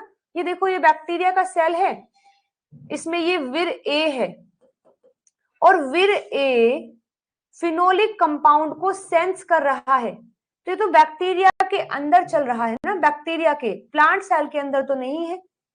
तो सी तो गलत है, सी तो सरासर गलत है। ए भी बिल्कुल गलत है, सॉरी बी भी बिल्कुल गलत है। वे जो D2 है वो जब टी स्टैंड को जनरेट करता है तो वो बैक्टीरिया के अंदर कट लगाता है ना, जनरेट करना। हाँ, अगर यहाँ ये आता कि विर D2 transferring the tDNA into the plant nucleus, तब आप कह सकते थे कि हाँ ये काम जो है प्लांट सेल में हुआ है, क्योंकि D2 भी कई सारे काम कर रहा है ना, एक तो कट लगा रहा है, तो कट लगाने का काम तो बैक्टीरिया में है, ट्रांसफर कर रहा है वो प्लांट सेल के अंदर है, और न्यूक्लियस में लेके जा रहा है वो भी प्लांट सेल के अंदर है। लेकिन जो काम D2 का यहां दिया गया है ये वाला, ये तो बैक्टीरिया के अंदर होता है। बट हमारे पास ये एक ही ऑप्शन है जिसमें डी और ए साथ में दिए हुए हैं, इसलिए आंसर में डी चूज कर रही हूं, लेकिन इसको बी को कंसीडर नहीं करेंगे। डन। देखो एग्जाम में अगर ऐसा क्वेश्चन आ जाए, छोड़ के नहीं आना होता है बिल्कुल भी। एग्जाम में अगर ऐसा क्वेश्चन आ जाए जिसमें आप श्योर हैं कि भाई ये काम तो पक्का बैक्टीरिया के अंदर होता है, तो आपको दिखा कि ए और डी आपके सही आंसर आ रहे हैं और ए डी केवल आपको यहां मिला है, तो अपना आंसर लगा करके आएंगे जरूर, क्योंकि जब आप इस क्वेश्चन को आने के बाद चैलेंज करते हैं तो मार्क्स केवल उनको दिए जाएंगे जिसने डी चूज किया होगा। अगर मान लीजिए आपने एसी लगा दिया है तो भी आपको नंबर नहीं मिलेंगे। अगर कंफ्यूजन इस वाले ऑप्शन में है तो जिसने भी इस क्वेश्चन को अटेम्प्ट किया है और डी वाला चूज किया है उन्हें उन्हें नंबर मिल जाते हैं। ठीक है। हाँ हाँ, ए और डी ओनली करके आता तो सही था हमारा, लेकिन ए डी के साथ अगर कुछ दिया है तो ये आप ऐसे क्वेश्चन को जरूर टिक करके आना होता है जिसमें आप श्योर हैं कि पक्का उनकी साइड से गलती है। चैलेंज करेंगे तो केवल उसे नंबर मिलेगा जो क्वेश्चन को अटेम्प्ट करके आ रहा है और इस ऑप्शन को चूज कर रहा है। डन। ओके, चलिए 2016 का क्वेश्चन है, which one of the following will be observed when auxin to cytokinin ratio is increased. समझे? हमने ऑक्सिन टू साइटोकाइनिन का मतलब है, ऑक्सिन टू साइटोकाइनिन का मतलब है ये, और लिखा होता कि साइटोकाइनिन टू ऑक्सिन तो रेशो हो जाता ये। तो अब लिखा है ऑक्सिन टू साइटोकाइनिन रेशो को इंक्रीज किया है, तो अगर ये रेशो इंक्रीज हुई है तो कौन बड़ा है? ए इंक्रीज हुआ है ना, और अगर ए इंक्रीज हुआ है तो ए तो रूट बढ़ाता है, तो हम क्या लिखेंगे? Adventitious root will form. Adventitious shoot will form नहीं, ये साइटोकाइनिन का काम है। There will be no root formation नहीं, रूट का फॉर्मेशन होगा। There will be no shoot formation, ये भी सही है, लेकिन सही बात ये है कि adventitious root will form. Done. Very good. आगे देखिए 2017 का क्वेश्चन है, चलो इसका आंसर दो, तब तक मैं थोड़ा पानी लेती हूं और आप मुझे बताएंगे आंसर। कौन कौन आंसर नहीं कर रहा?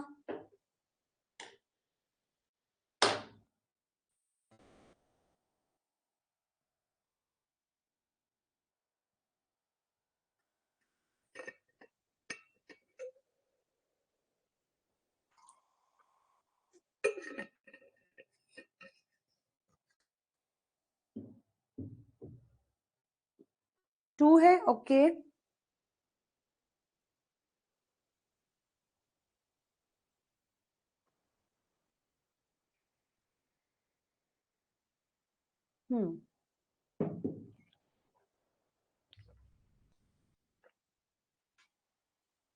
देखो,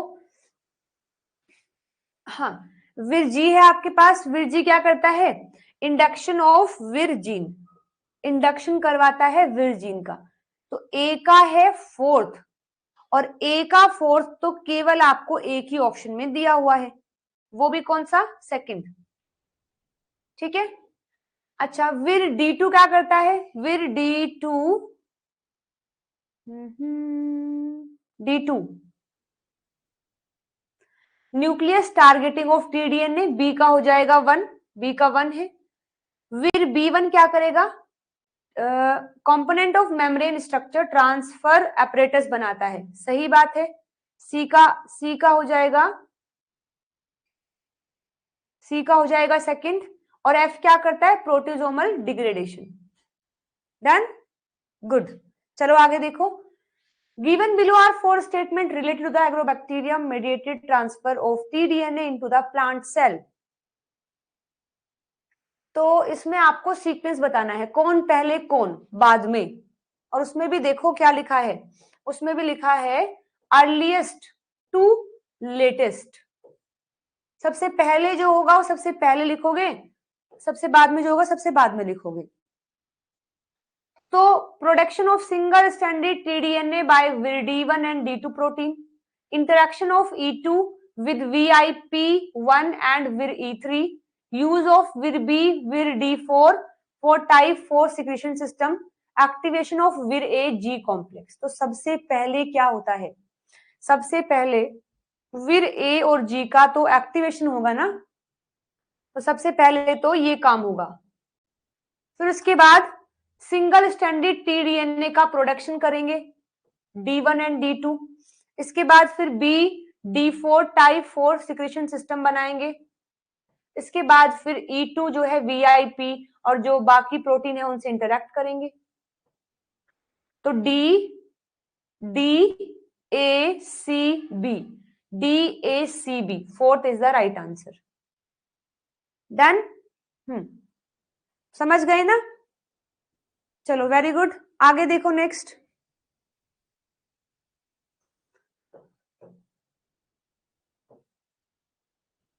ये 2018 का क्वेश्चन दिया हुआ है। Given below are a few statement on Agrobacterium mediated transformation of plant, which one of the following statement is correct? कौन सी बात सही है? तो टीडीएनए का ट्रांसफर होता है left border to right border. क्या हमने ऐसा पढ़ा है? हमने तो ऐसा कुछ नहीं पढ़ा ना। टीडीएनए का transfer occur from left border to right, गलत है। ये बात तो बिल्कुल गलत है ना? आगे देखो, हमसे करेक्ट पूछा है, हमसे करेक्ट पूछा है, इनकरेक्ट नहीं, करेक्ट। टीडीएनए का ट्रांसफर अकर फ्रॉम लेफ्ट नहीं, राइट बॉर्डर टू लेफ्ट। तो ए तो गलत है, ए तो गलत है। The GFP reporter gene can never be used for selection of transgenic plant. हम GFP रिपोर्टर जीन को कभी भी ट्रांसजेनिक प्लांट को सिलेक्ट करने के लिए यूज नहीं करेंगे। क्यों नहीं करेंगे भाई? ट्रांसजेनिक प्लांट वो होते हैं जिसके अंदर मैंने अपना फॉरेन जीन डाल दिया है। अब मुझे अगर चेक करना है कि मेरा फॉरेन जीन आया या नहीं आया है, तो मैं GFP जो रिपोर्टर प्रोटीन है उसको यूज कर सकती हूँ ऑफ कोर्स। तो ये बात भी गलत है। Transformation frequency will decrease on over expression of virulence gene. अगर मैं वायरुलेंस जीन का ओवर एक्सप्रेशन कर देती हूं, उन्हें बढ़ा देती हूं, तो जो ट्रांसफॉर्म करने की फ्रीक्वेंसी है वो डिक्रीज होगी। ऐसा तो नहीं है ना? डिक्रीज तो नहीं होगी। अब आप खुद देखो, अगर आपने विर जीन का एक्सप्रेशन बढ़ा दिया है, वो फटाफट जो टीडीएनए उसको ट्रांसफर करेंगे लगातार लगातार, तो ट्रांसफॉर्मेशन का जो फ्रीक्वेंसी है वो तो बढ़ेगा ना। इसमें कहा है कि नहीं बढ़ेगा, तो ये भी गलत हो जाएगा। Host plant gene play an important role in influencing the transformation frequencies. जो होस्ट प्लांट जीन है वो भी मदद करते हैं ट्रांसफॉर्म फ्रीक्वेंसी को इन्फ्लुएंस करने में। देखो कैसे, याद है आपको, सबसे पहले तो सिग्नल आए हैं, उनसे भी तो ये ट्रांसफॉर्मेशन की जो फ्रीक्वेंसी है वो बढ़ रही है, क्योंकि सिग्नल आने पर ही तो जो ए और जी है वो एक्टिव होंगे, सारा काम स्टार्ट होगा। और दूसरा एक और बात याद रखो, वीआईपी वाली बात याद है आपको, वीआईपी प्रोटीन जो स्ट्रॉन्ग एनएलएस प्रोवाइड करते हैं ताकि टीडीएनए न्यूक्लियस के अंदर चला जाए, वो वीआईपी प्रोटीन भी किसके हैं, प्लांट के ही तो हैं। तो होस्ट प्लांट जीन भी इंपॉर्टेंट रोल प्ले करते हैं ट्रांसफॉर्मेशन की फ्रीक्वेंसी को इन्फ्लुएंस करने में। तो ये बात सही है। Okay, very good. आगे देखो, चलो क्वेश्चन खत्म हो गए, बस अभी क्वेश्चन खत्म हो गए हैं। अब मैं आपको लेके चल रही हूं कहां, अब तक तो हमने पढ़ा नेचुरल सिस्टम, जो बैक्टीरिया नेचुरली करता है। अब हम उस नेचुरल सिस्टम को यूज करके अपने प्लांट को ट्रांसफॉर्म करने के लिए, प्लांट सेल को ट्रांसफॉर्म करने के लिए एज अ वेक्टर यूज करेंगे। ठीक है, चले।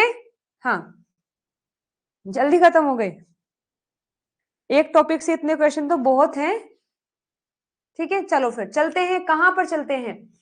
अब हम इस टीआई प्लाज्मिड को एज अ वेक्टर यूज करेंगे, तो क्या हम डायरेक्ट यूज कर लेंगे या कुछ चेंज करना पड़ेगा, वो सब। अच्छा, एक बात और याद रखिएगा, आरडीटी में मैंने आपको वेक्टर के बारे में पढ़ाया है कि वेक्टर के पास क्या क्या प्रॉपर्टीज होनी चाहिए, होनी बहुत जरूरी है, ताकि हम आगे जाकर ये पता कर सके कि कौन सा होस्ट हमारा डिजायर्ड है और किस होस्ट में नॉन रिकॉम्बिनेंट चीजें आ गई है।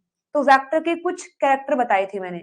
सबसे पहले तो उसके पास ओराई साइट होनी चाहिए, दूसरा उसके पास सेलेक्टेबल मार्कर होने चाहिए। वो मार्कर कोई एंटीबायोटिक से रेजिस्टेंस जीन हो सकता है या कोई क्लोरोमेट्रिक जीन हो सकता है, जैसे कि लैक जेड है, कुछ भी हो सकता है, बट सेलेक्टेबल मार्कर होना जरूरी है। सेलेक्टेबल मार्कर के अंदर ही क्लोनिंग साइट होनी चाहिए या फिर रिस्ट्रिक्शन साइट होनी चाहिए, जहां पर हमारा जीन ऑफ इंटरेस्ट अटैच करेगा। वो सारी साइट यूनिक होनी चाहिए। मतलब यूनिक से मतलब है कि हर एक रिस्ट्रिक्शन एंजाइम के लिए एक ही साइट प्रेजेंट होनी चाहिए, मल्टीपल साइट नहीं। लेकिन ऐसी मल्टीपल साइट अलग अलग एंजाइम के लिए होनी चाहिए। ये बात आपको याद है ना, मैं पढ़ाई हूं वेक्टर के लिए ओराई होना चाहिए, सेलेक्टेबल मार्कर होना चाहिए, सेलेक्टेबल मार्कर के अंदर ही रिस्ट्रिक्शन साइट होनी चाहिए। एक एंजाइम के लिए मेक श्योर एक ही साइट हो, और ऐसा नहीं कि बस वो एक ही एंजाइम के लिए साइट हो, ऐसे मल्टीपल एंजाइम के लिए एक एक साइट होनी चाहिए।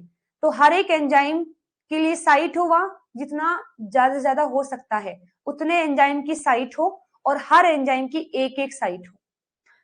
तो ये जो टीआई प्लाज्मिड है, ऐसा तो हमने इसमें कुछ नहीं देखा ना, जो नेचुरल टीआई प्लाज्मिड है उसमें कोई सेलेक्टेबल मार्कर नहीं है, कोई रिस्ट्रिक्शन साइट है या नहीं है वो हमें नहीं पता है। तो अब इस टीआई प्लाज्मिड को चेंज तो करना पड़ेगा।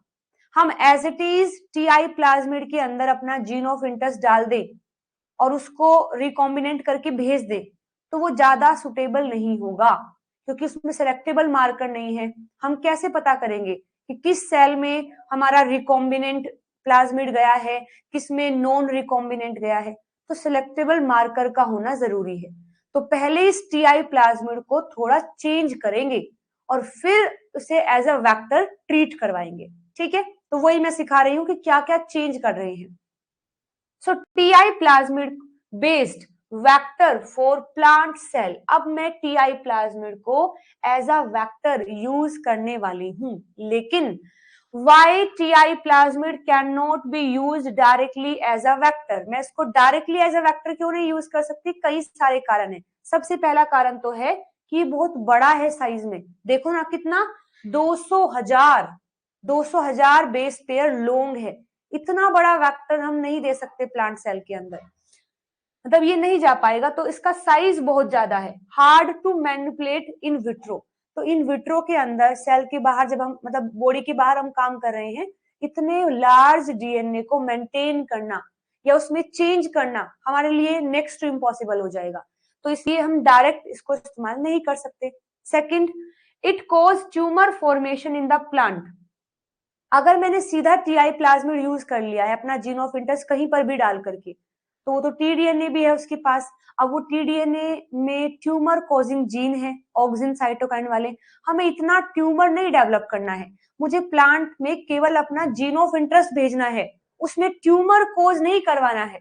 ठीक है, तो इसलिए इसलिए इसको हम डायरेक्ट यूज नहीं कर पाएंगे, क्योंकि इसमें ट्यूमर फॉर्मेशन की एबिलिटी है, तो इसको पहले हटाना पड़ेगा। और थर्ड रीजन क्या है, इसके पास कोई सिलेक्टेबल मार्कर नहीं है और मल्टीपल क्लोनिंग साइट भी नहीं है। मल्टीपल क्लोनिंग साइट भी इसके पास नहीं है और ना कोई सिलेक्टेबल मार्कर है, तो डायरेक्ट नहीं यूज कर पाएंगे। इसीलिए साइंटिस्ट ने इसको पहले डिसआर्म्ड किया है, जो अनडिजायरेबल चीजें हैं उनको हटाया है और जो डिजायर्ड है उसको लगाया है। तो उसको डिसआर्म किया है, मॉडिफाइड किया है और तब उसको यूज कर रहे हैं। तो ये जो डिसआर्म्ड टीआई प्लाज्मिड है, ये कैसा दिखाई देता है? Tumour inducing gene in the TDNA are removed. सबसे पहले तो मैंने जो टीआई प्लाज्मिड है उसका जो टीडीएनए है, मान लीजिए ये टीआई प्लाज्मिड है, ये इसका टीडीएनए है। पहले तो इसके टीडीएनए से मैंने वो जीन ही हटा दिए जो ट्यूमर कोज करता है, क्योंकि मुझे ट्यूमर फॉर्मेशन नहीं करवानी है ना। तो tumour inducing genes in the TDNA are removed. सबसे पहले तो उनको रिमूव करेंगे। Border sequence are retain because they are essential for transfer. लेकिन जो बॉर्डर है, लेफ्ट बॉर्डर और राइट बॉर्डर, उनको बिल्कुल भी डिस्टर्ब नहीं करना है, क्योंकि अगर ये बॉर्डर ही नहीं होगा ना तो टीडीएनए ट्रांसफर भी नहीं होगा। तो इसलिए बॉर्डर को हम कुछ नहीं करेंगे, उनको रिटेन रहने देंगे। सेलेक्टेबल मार्कर वो एनपीटी सेकंड हो सकता है, जो कि कैनामाइसिन रेजिस्टेंस जीन है। कोई रिपोर्टर जीन जैसे लेगजेड वगैरह कुछ भी हो सकता है, बट हमें वहां एक सेलेक्टेबल मार्कर रखना पड़ेगा। तो ये जो रिपोर्टर जीन है, ये GUS हो सकता है, GFP हो सकता है। These are inserted inside the TDNA. इनको कहां पर रखा हमने? इन सभी को इंसर्ट कर दिया है टीडीएनए के अंदर। तो टीडीएनए से मैंने इनको हटाया, टीडीएनए से मैंने जो ट्यूमर कॉजिंग जीन थे उनको हटा दिया है और यहां पर सेलेक्टेबल मार्कर ऐड कर दिया है। यहां सेलेक्टेबल मार्कर ऐड कर दिया है, सेलेक्टेबल मार्कर ऐड कर दिए हैं। और इसी मार्कर के अंदर क्लोनिंग साइट भी है। इसी मार्कर के अंदर क्लोनिंग साइट भी है, जहां पर जिनमें से किसी भी एक साइट पर मेरा जीन ऑफ इंटरेस्ट बाइंड करेगा। द विर रीजन इज कैप्ट इंटैक्ट। विर रीजन को भी कोई हार्म नहीं करना है, क्योंकि विर रीजन ही तो उसको ट्रांसफर करवाएगा ना। तो टीआई प्लाज्मिड में से जो ओराई है उसको बिल्कुल भी डिस्टर्ब नहीं करेंगे, जो विर रीजन है उसको कभी डिस्टर्ब नहीं करेंगे, टीडीएनए में से लेफ्ट बॉर्डर राइट बॉर्डर को कभी डिस्टर्ब नहीं करेंगे, जो ट्यूमर कॉजिंग जीन है, ओपाइन सिंथेसाइज जीन है, उन सबको हटा देंगे। सबको हटा करके हम क्या करेंगे, यहाँ पर जो अपने वो है जो सिलेक्टेबल मार्कर है वो यहाँ ऐड करेंगे। सिलेक्टेबल मार्कर के अंदर क्लोनिंग साइट होंगी, जिनमें से किसी एक क्लोनिंग साइट पर मेरा जीन ऑफ इंटरेस्ट आकर बाइंड करेगा। ये है डिसआर्म टीआई प्लाज्मिड। ठीक है जी। सॉरी। अच्छा, अब मेरे पास ना दो तरीके हैं, दो टाइप के वेक्टर मैं यहां से बना सकती हूं, दो टाइप के। पहला तो है को इंटीग्रेटिव वेक्टर सिस्टम। को इंटीग्रेटिव वेक्टर सिस्टम, देखिए इसमें क्या हुआ है, ध्यान से समझते जाएंगे क्या हुआ है। मैकेनिज्म क्या है? A smaller intermediate vector E coli plasmid जिसके अंदर जीन ऑफ इंटरेस्ट है and a small TDNA region है, इसको रिकंबाइन कर दिया है with resident Ti plasmid in Agrobacterium by homologous recombination. यानी कि देखिए मैंने क्या किया है, ये तो है टीआई प्लाज्मिड, ये तो है टीआई प्लाज्मिड, इसमें मैंने चेंज किया है। अब मुझे यहाँ अपना जीन ऑफ इंटरेस्ट ऐड करना है। उसे ऐड करने के लिए हम क्या कर रहे हैं, को इंटीग्रेटिव वेक्टर सिस्टम यूज कर रहे हैं। क्या होता है इस वेक्टर सिस्टम में, एक तो इकोलाई को यूज करेंगे, इकोलाई का प्लाज्मिड ले लिया है मैंने, उस प्लाज्मिड में कुछ चीजें ऐड कर दी है, मेरा जीन ऑफ इंटरेस्ट मैंने यहाँ ऐड कर दिया है, ठीक है। जो प्लाज्मिड है, इकोलाई का जो प्लाज्मिड है उसमें जीन ऑफ इंटरेस्ट है और थोड़ा सा टीडीएनए भी है, ठीक। ये क्या है, this is the Ti plasmid जिसमें लेफ्ट बॉर्डर है, राइट बॉर्डर है और ये टीडीएनए है, इसका टीडीएनए है, ये साथ में रीजन सब कुछ है, दोनों को मैंने साथ में रखा। यहां होमोलोगस रिकॉम्बिनेशन हो गया। कैसे हो गया, क्योंकि यहां पर भी टीडीएनए का रीजन है और यहां भी टीडीएनए का रीजन है, ये तो पूरा ही टीडीएनए है। होमोलोगस रिकॉम्बिनेशन होगा तो जीन ऑफ इंटरेस्ट यहां आ जाएगा टीआई प्लाज्मिड में और इसका जो टीडीएनए है वो यहां चला जाएगा। अब जो बना है टीआई प्लाज्मिड उसमें क्या है, लेफ्ट बॉर्डर है, राइट बॉर्डर है और जो टीडीएनए वाला पार्ट था ना वो हमने जीन ऑफ इंटरेस्ट से चेंज कर दिया है। अब ये विर रीजन काम करेगा, काम करके इसको ट्रांसफर कराएगा। इसको तो लग रहा है कि ये मेरा टीडीएनए है, इसको लग रहा है विर रीजन को या बैक्टीरिया को कि ये तो मेरा टीडीएनए है, जाएगा ओपाइन बनवाएगा, फिर ओपाइन भेजेगा, हम खाएंगे, ग्रो करेंगे। लेकिन यहाँ पर कौन जा रहा है, मेरा जीन ऑफ इंटरेस्ट जा रहा है। कैसे आया यहाँ जीन ऑफ इंटरेस्ट, देखिए सबसे पहले मैंने अपने जीन ऑफ इंटरेस्ट को एक्सट्रैक्ट किया, उसे प्लाज्मिड में इनकॉर्पोरेट कर दिया है। कैसे होगा ये काम, देखो सबसे पहले आप एक वेक्टर को लीजिए, मतलब इकोलाई को लिया, इकोलाई के प्लाज्मिड को एक्सट्रैक्ट कर लिया, प्लाज्मिड में चेंज किए। कैसा चेंज किया, प्लाज्मिड को ये था, इसको मैंने कट करा लिया है यहां से, साथ में जीन ऑफ इंटरेस्ट है और खाली जीन ऑफ इंटरेस्ट नहीं है, साथ में टीडीएनए भी है, साथ में टीडीएनए भी है, जीन ऑफ इंटरेस्ट भी है और साथ में टीडीएनए भी है। टीडीएनए क्यों ले रहे हैं, ताकि होमोलोगस रिकॉम्बिनेशन हो जाए, टीडीएनए ले लिया है। आप इन दोनों को इंसर्ट करेंगे एक साथ तो ये इस तरीके से फॉर्म हो गया, जिसमें यहां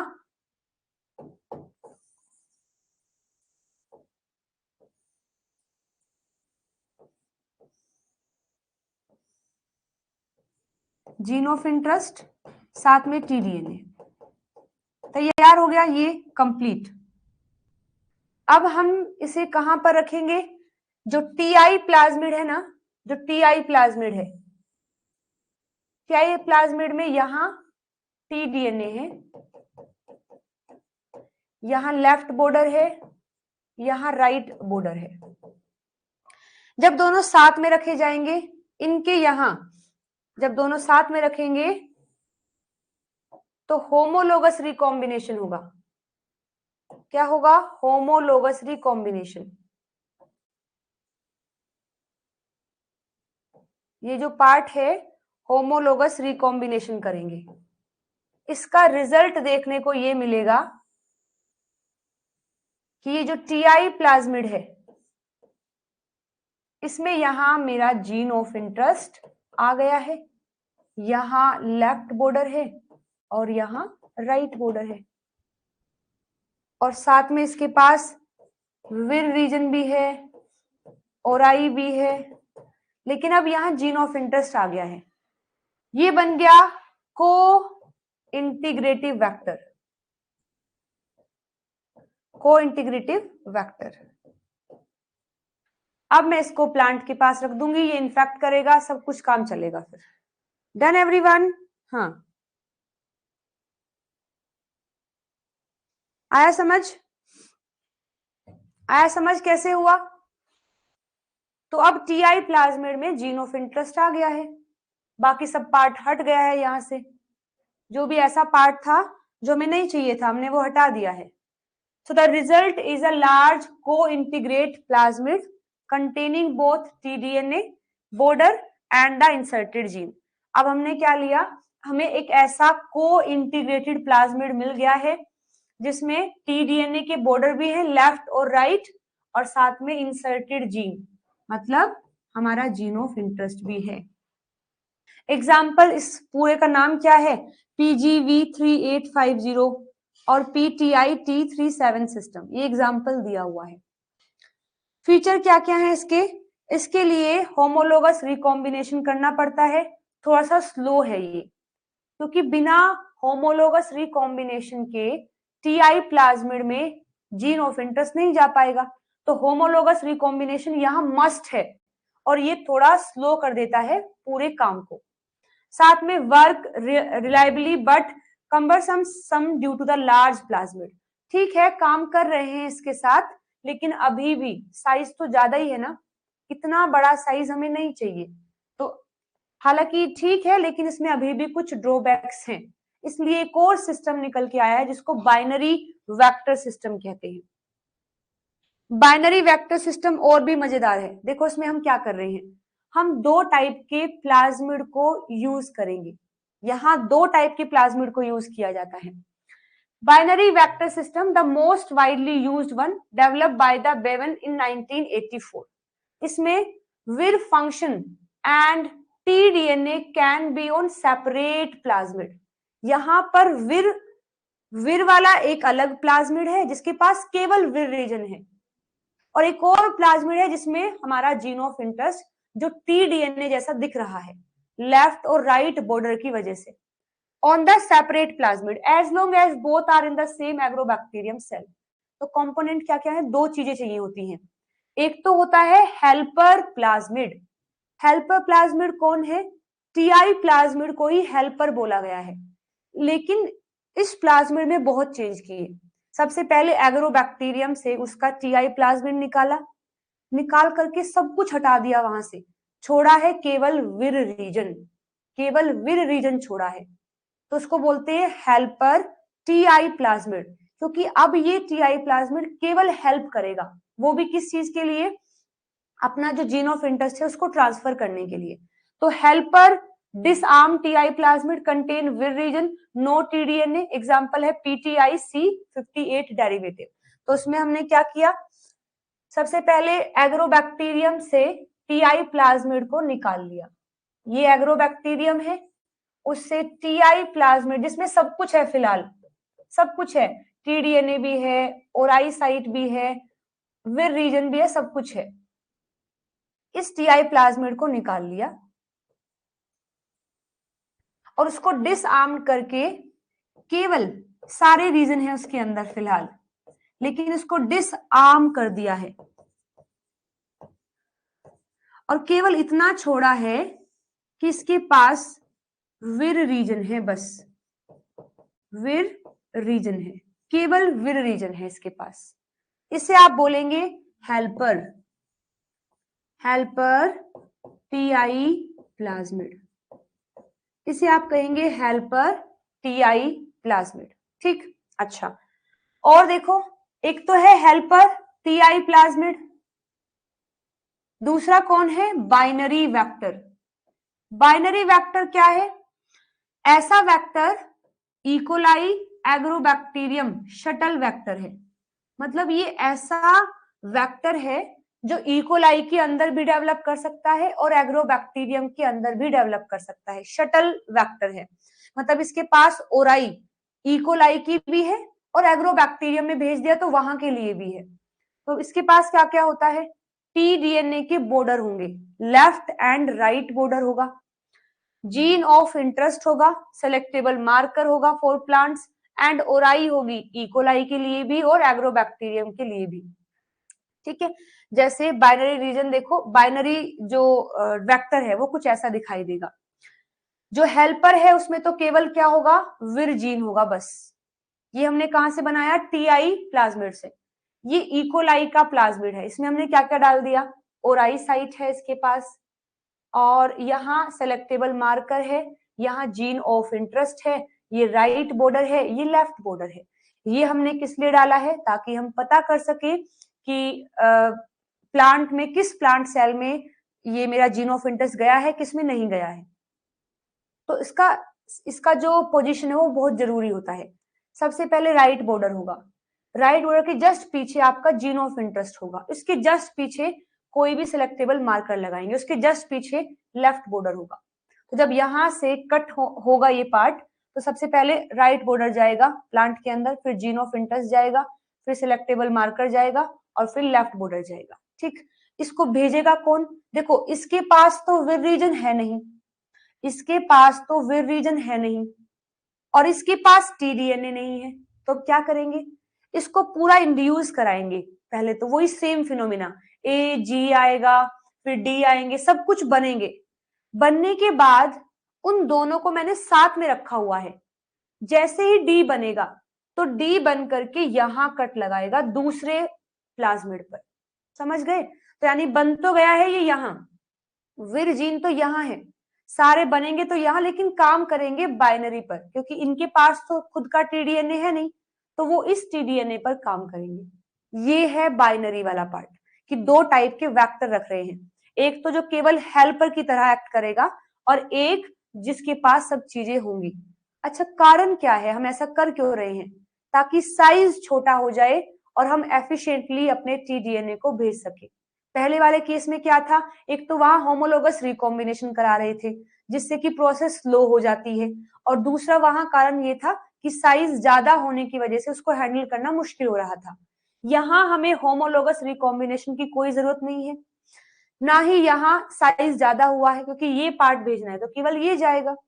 ठीक, बट ये मदद करेगा, और ये तभी काम करेंगे जब ये दोनों एक ही एग्रोबैक्टीरिया में प्रेजेंट है। आप अगर ये सोच रहे हो कि ये इकोलाई के अंदर है, ये एग्रोबैक्टीरियम के अंदर है, दोनों काम कर देंगे, नहीं। एक ही एग्रोबैक्टीरियम में दोनों टाइप के प्लाज्मिड को रखा जाता है। वो कुछ ऐसा दिखाई देगा आपको, देखो वो कुछ ऐसा दिखाई देगा, मतलब क्रोमोसोमल डीएनए एग्रोबैक्टीरियम का, ये डिसआर्म्ड टीआई प्लाज्मिड जिसमें केवल वायरुलेंस रीजन है, और एक ये बाइनरी, ये कैसे आया, हमने इसको भेजा है कंजुगेशन की मदद से, इकोलाई के प्लाज्मिड को चेंज करके एग्रोबैक्टीरियम के अंदर भेज दिया है। इसमें क्या क्या है, टीडीएनए है, और टीडीएनए है इसमें, टीडीएनए में मेरा जीन ऑफ इंटरेस्ट है, तो इसको बाइनरी वेक्टर बोलते हैं। Done everyone. तो दो तरीके हो सकते हैं वेक्टर, इसे एज अ वेक्टर यूज करने के।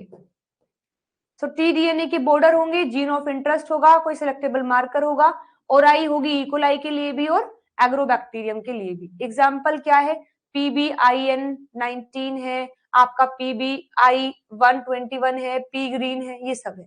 इसकी एडवांटेजेस क्या क्या है, easy manipulation in E coli, E coli के अंदर भी मैनिपुलेट हो सकता है, binary vector, small and stable है, हाई ट्रांसफॉर्मेशन एफिशिएंसी है, compatible with many plant species, बहुत सारी प्लांट स्पीसीज के साथ में भी ये कंफर्टेबली काम करता है।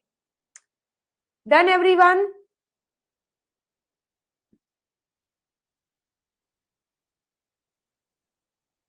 तो अब क्या करेंगे, देखो सबसे पहले तो हमने अपने जीन ऑफ इंटरेस्ट को टीडीएनए के जो बॉर्डर हैं उनके बीच में रख दिया है। जो बाइनरी वेक्टर है, बाइनरी वेक्टर में जो बॉर्डर है टीडीएनए के लेफ्ट और राइट, उसके बीच में मैंने जीन ऑफ इंटरेस्ट रख दिया है। अब मैं इस बाइनरी वेक्टर को एग्रोबैक्टीरियम के अंदर ट्रांसफर करूंगी। कैसे कर सकती हूँ, इलेक्ट्रोपोरेशन कर सकते हैं, या फिर कंजुगेशन करके भी उसको बैक्टीरिया के अंदर भेज सकते हैं। एक साइड इकोलाई जिसमें बाइनरी वेक्टर है, एक साइड एग्रोबैक्टीरियम जिसमें डिसआर्म्ड हेल्पर टीआई प्लाज्मिड है। तो एग्रोबैक्टीरिया के अंदर कमी है किसकी, बाइनरी वेक्टर की। तो ये इकोलाई जो है इसको कंजुगेट कराएंगे हम एग्रोबैक्टीरियम के साथ, तो फिर वहां से बाइनरी जो वेक्टर है वो चला जाएगा एग्रोबैक्टीरियम के अंदर। आफ्टर दैट को cultivate with the plant explant, हम क्या करेंगे, अब उस एग्रोबैक्टीरियम को जिसके अंदर हेल्पर टीआई प्लाज्मिड भी है और मेरा बाइनरी प्लाज्मिड भी है, उस एग्रोबैक्टीरियम को मैं प्लांट के आसपास रखूंगी। फिर प्लांट डैमेज होगा तो मैंने क्या कर दिया, उसको कल्टीवेट कर दिया है प्लांट के साथ। जो विर जीन है जो कि हेल्पर प्लाज्मिड पर है, जो विर जीन वो इंड्यूस्ड होंगे कैसे, फिनोलिक सिग्नल की वजह से, और वो release by the wounded plant cell. फिर टीडीएनए को एक्साइज किया जाएगा जो कि बाइनरी पर है, ट्रांसफर करेंगे integrated into the plant nuclear genome. फिर तो वो सेम फिनोमिना है, टीडीएनए को कट करने से लेकर के वो बिल्कुल लेकर जाएंगे प्लांट के सेल तक। एंड देन टीएनए को एक्साइज किया, ट्रांसफर किया, इंटीग्रेट कर दिया प्लांट न्यूक्लियर जीन के अंदर।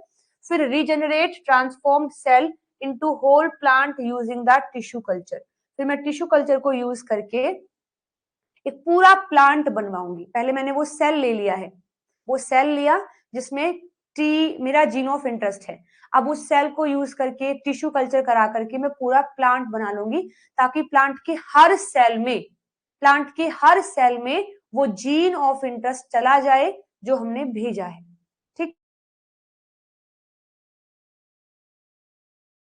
इस पूरे प्रोसेस से अपना जीन ऑफ इंटरेस्ट भेज दिया है, अब उस सेल को टिश्यू कल्चर में ले जाकर के पूरा प्लांट बनवा लिया है। तो प्लांट के हर सेल में जीन ऑफ इंटरेस्ट भी एज अ इस तरीके से बिहेव करेगा कि वो उसी का ही पार्ट हो, जैसे कि डन। तो देखो बस यही है, इसमें ये सारे स्टेप चलते चले जाएंगे। जैसे इस डायग्राम को भी देखो एक बार, ये एग्रोबैक्टीरियम ट्यूमेफेशियंस है, T DNA plasmid remove from bacteria, मैंने टीआई प्लाज्मिड को लिया है और यहां से टी डीएनए को हटा करके जीन ऑफ इंटरेस्ट लगा दिया है। Plasmid is cut using a restriction enzyme, और डीएनए हमारा जो जीन ऑफ इंटरेस्ट है वो मैंने वहां इंसर्ट कर दिया है। ठीक, इसके बाद फिर इस एग्रोबैक्टीरियम को प्लांट के पास रखेंगे। ये इस जीन ऑफ इंटरेस्ट को देखो प्लांट के अंदर भेज दिया है। ये जो जीन ऑफ इंटरेस्ट है एग्रोबैक्टीरियम ने प्लांट सेल के जीनोम क्रोमोसोम में ऐसे भेज दिया है। प्लांट सेल को कल्चर करके हम पूरा प्लांट बना लेंगे। इस पूरे प्लांट में सारे सेल के पास क्रोमोसोम पर ये जीन होगा, और बिल्कुल ऐसा लगेगा कि जैसे ये जो जीन है ना, ये इसके पास हमेशा से है, लेकिन डाला तो हमने अब है। अब आप देखो ये प्लांट बना है इस सेल से जिसके क्रोमोसोम में ये जीन ऑफ इंटरेस्ट है, और सारे सेल ऐसे ही बने हैं इसी सेल से, तो सारे सेल बिल्कुल इसके जैसे होंगे, तो सबके पास जीन ऑफ इंटरेस्ट जाएगा। तो पूरे प्लांट के पास ऐसे सेल होंगे जिसमें ये जीन ऑफ इंटरेस्ट होगा। आगे वो जब भी सेल बनाएंगे सब में ये एज ए इंटीग्रल पार्ट की तरह मूव करता हुआ जाएगा। तो ऐसे किया जाता है ट्रांसफॉर्मेशन। और अब इस प्लांट को आप बोलेंगे ट्रांसजेनिक प्लांट। ठीक है, हाँ थोड़ा ब्लर हो सकता है ये, लेकिन पीडीएफ में ठीक दिखाई देगा। ये डायग्राम थोड़ा है खुद से ही ऐसा है।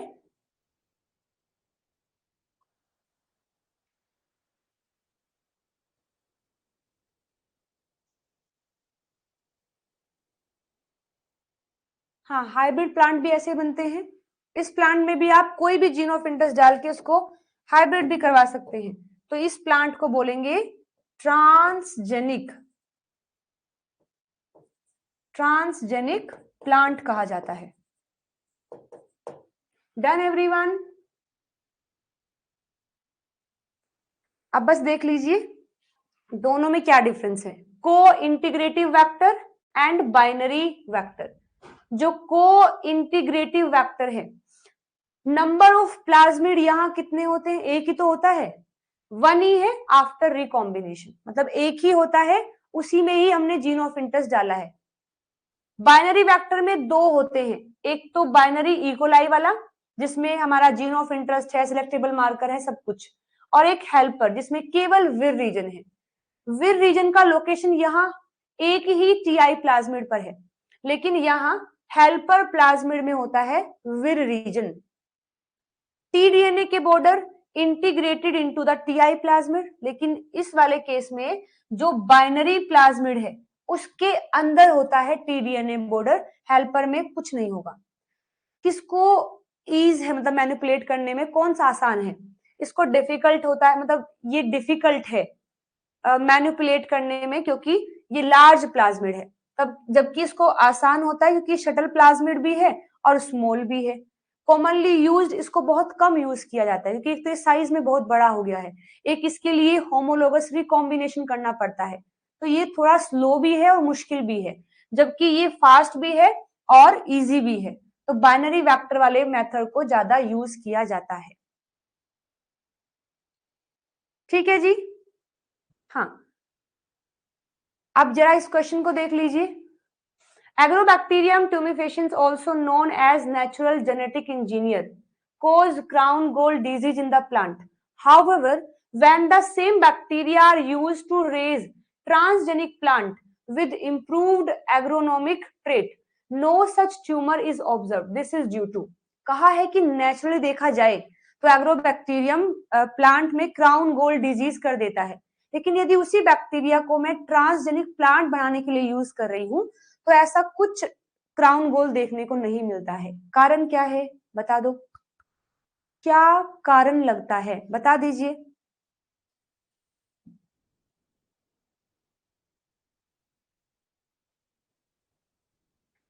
क्योंकि हमने क्या किया है, विर D2 जीन इज म्यूटेटेड, ऐसा तो कुछ नहीं है। Disarm Ti plasmid is generally used, बिल्कुल सही। हीट शॉक ड्यूरिंग ट्रांसफॉर्मेशन नहीं, ओंकोजीन को हमने रिमूव कर दिया है। बी एंड डी यानी D is the right answer. आगे देखो, Agrobacterium tumefaciens is frequently used as a vector to create the transgenic plant. Under laboratory condition Agrobacterium mediated plant transformation does not require. तो अगर laboratory में मैं ये काम कर रही हूं तो मुझे क्या चीज की जरूरत नहीं है?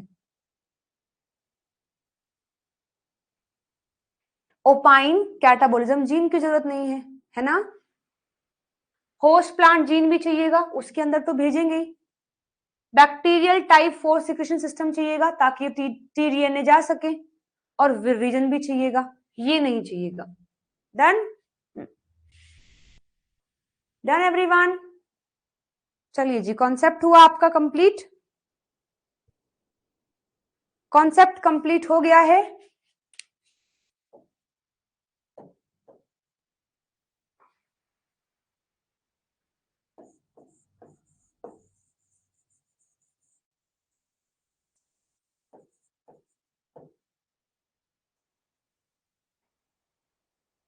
ठीक है, मजेदार था ना कॉन्सेप्ट।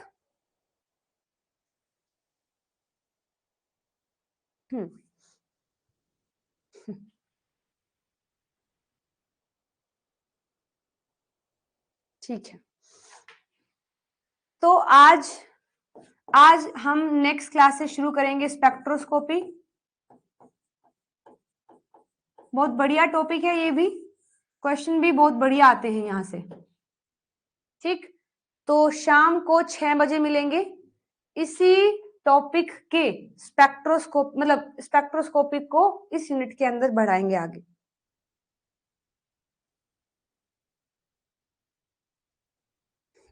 हाँ बिल्कुल, ठीक है जी, चलिए फिर। हाँ, स्पेक्ट्रोस्कोपी शॉर्ट नोट्स मार्क करने हैं। ठीक ठीक, मैं एक बार शॉर्ट नोट्स बता देती हूँ।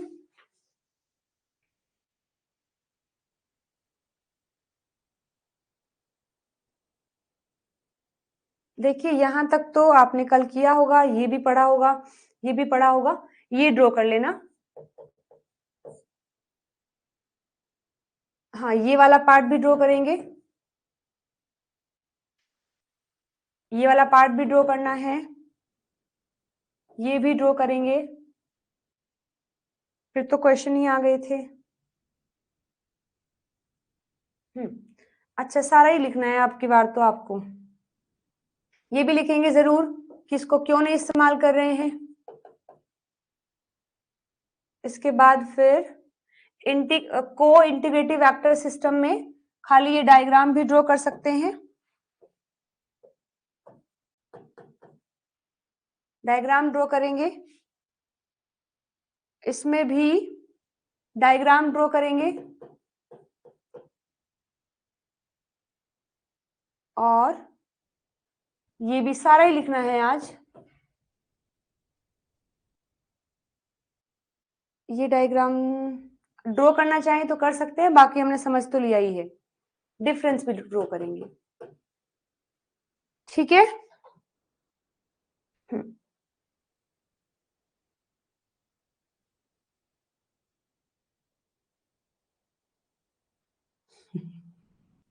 कोई बात नहीं, अब फिर से डाउनलोड कर लेना। चलिए जी। अच्छा, खुद से लॉग आउट हो गया और सारे डाउनलोड्स गायब हो गए। हाँ, अभी कल थोड़ा था इश्यूज में, पर चलो कोई नहीं, अभी एक बार फिर से डाउनलोड करोगे। चलिए जी, ठीक है, फिर मिलते हैं शाम को 6 बजे नए टॉपिक के साथ में। तब तक अपना ध्यान रखेंगे। Bye bye, take care everyone.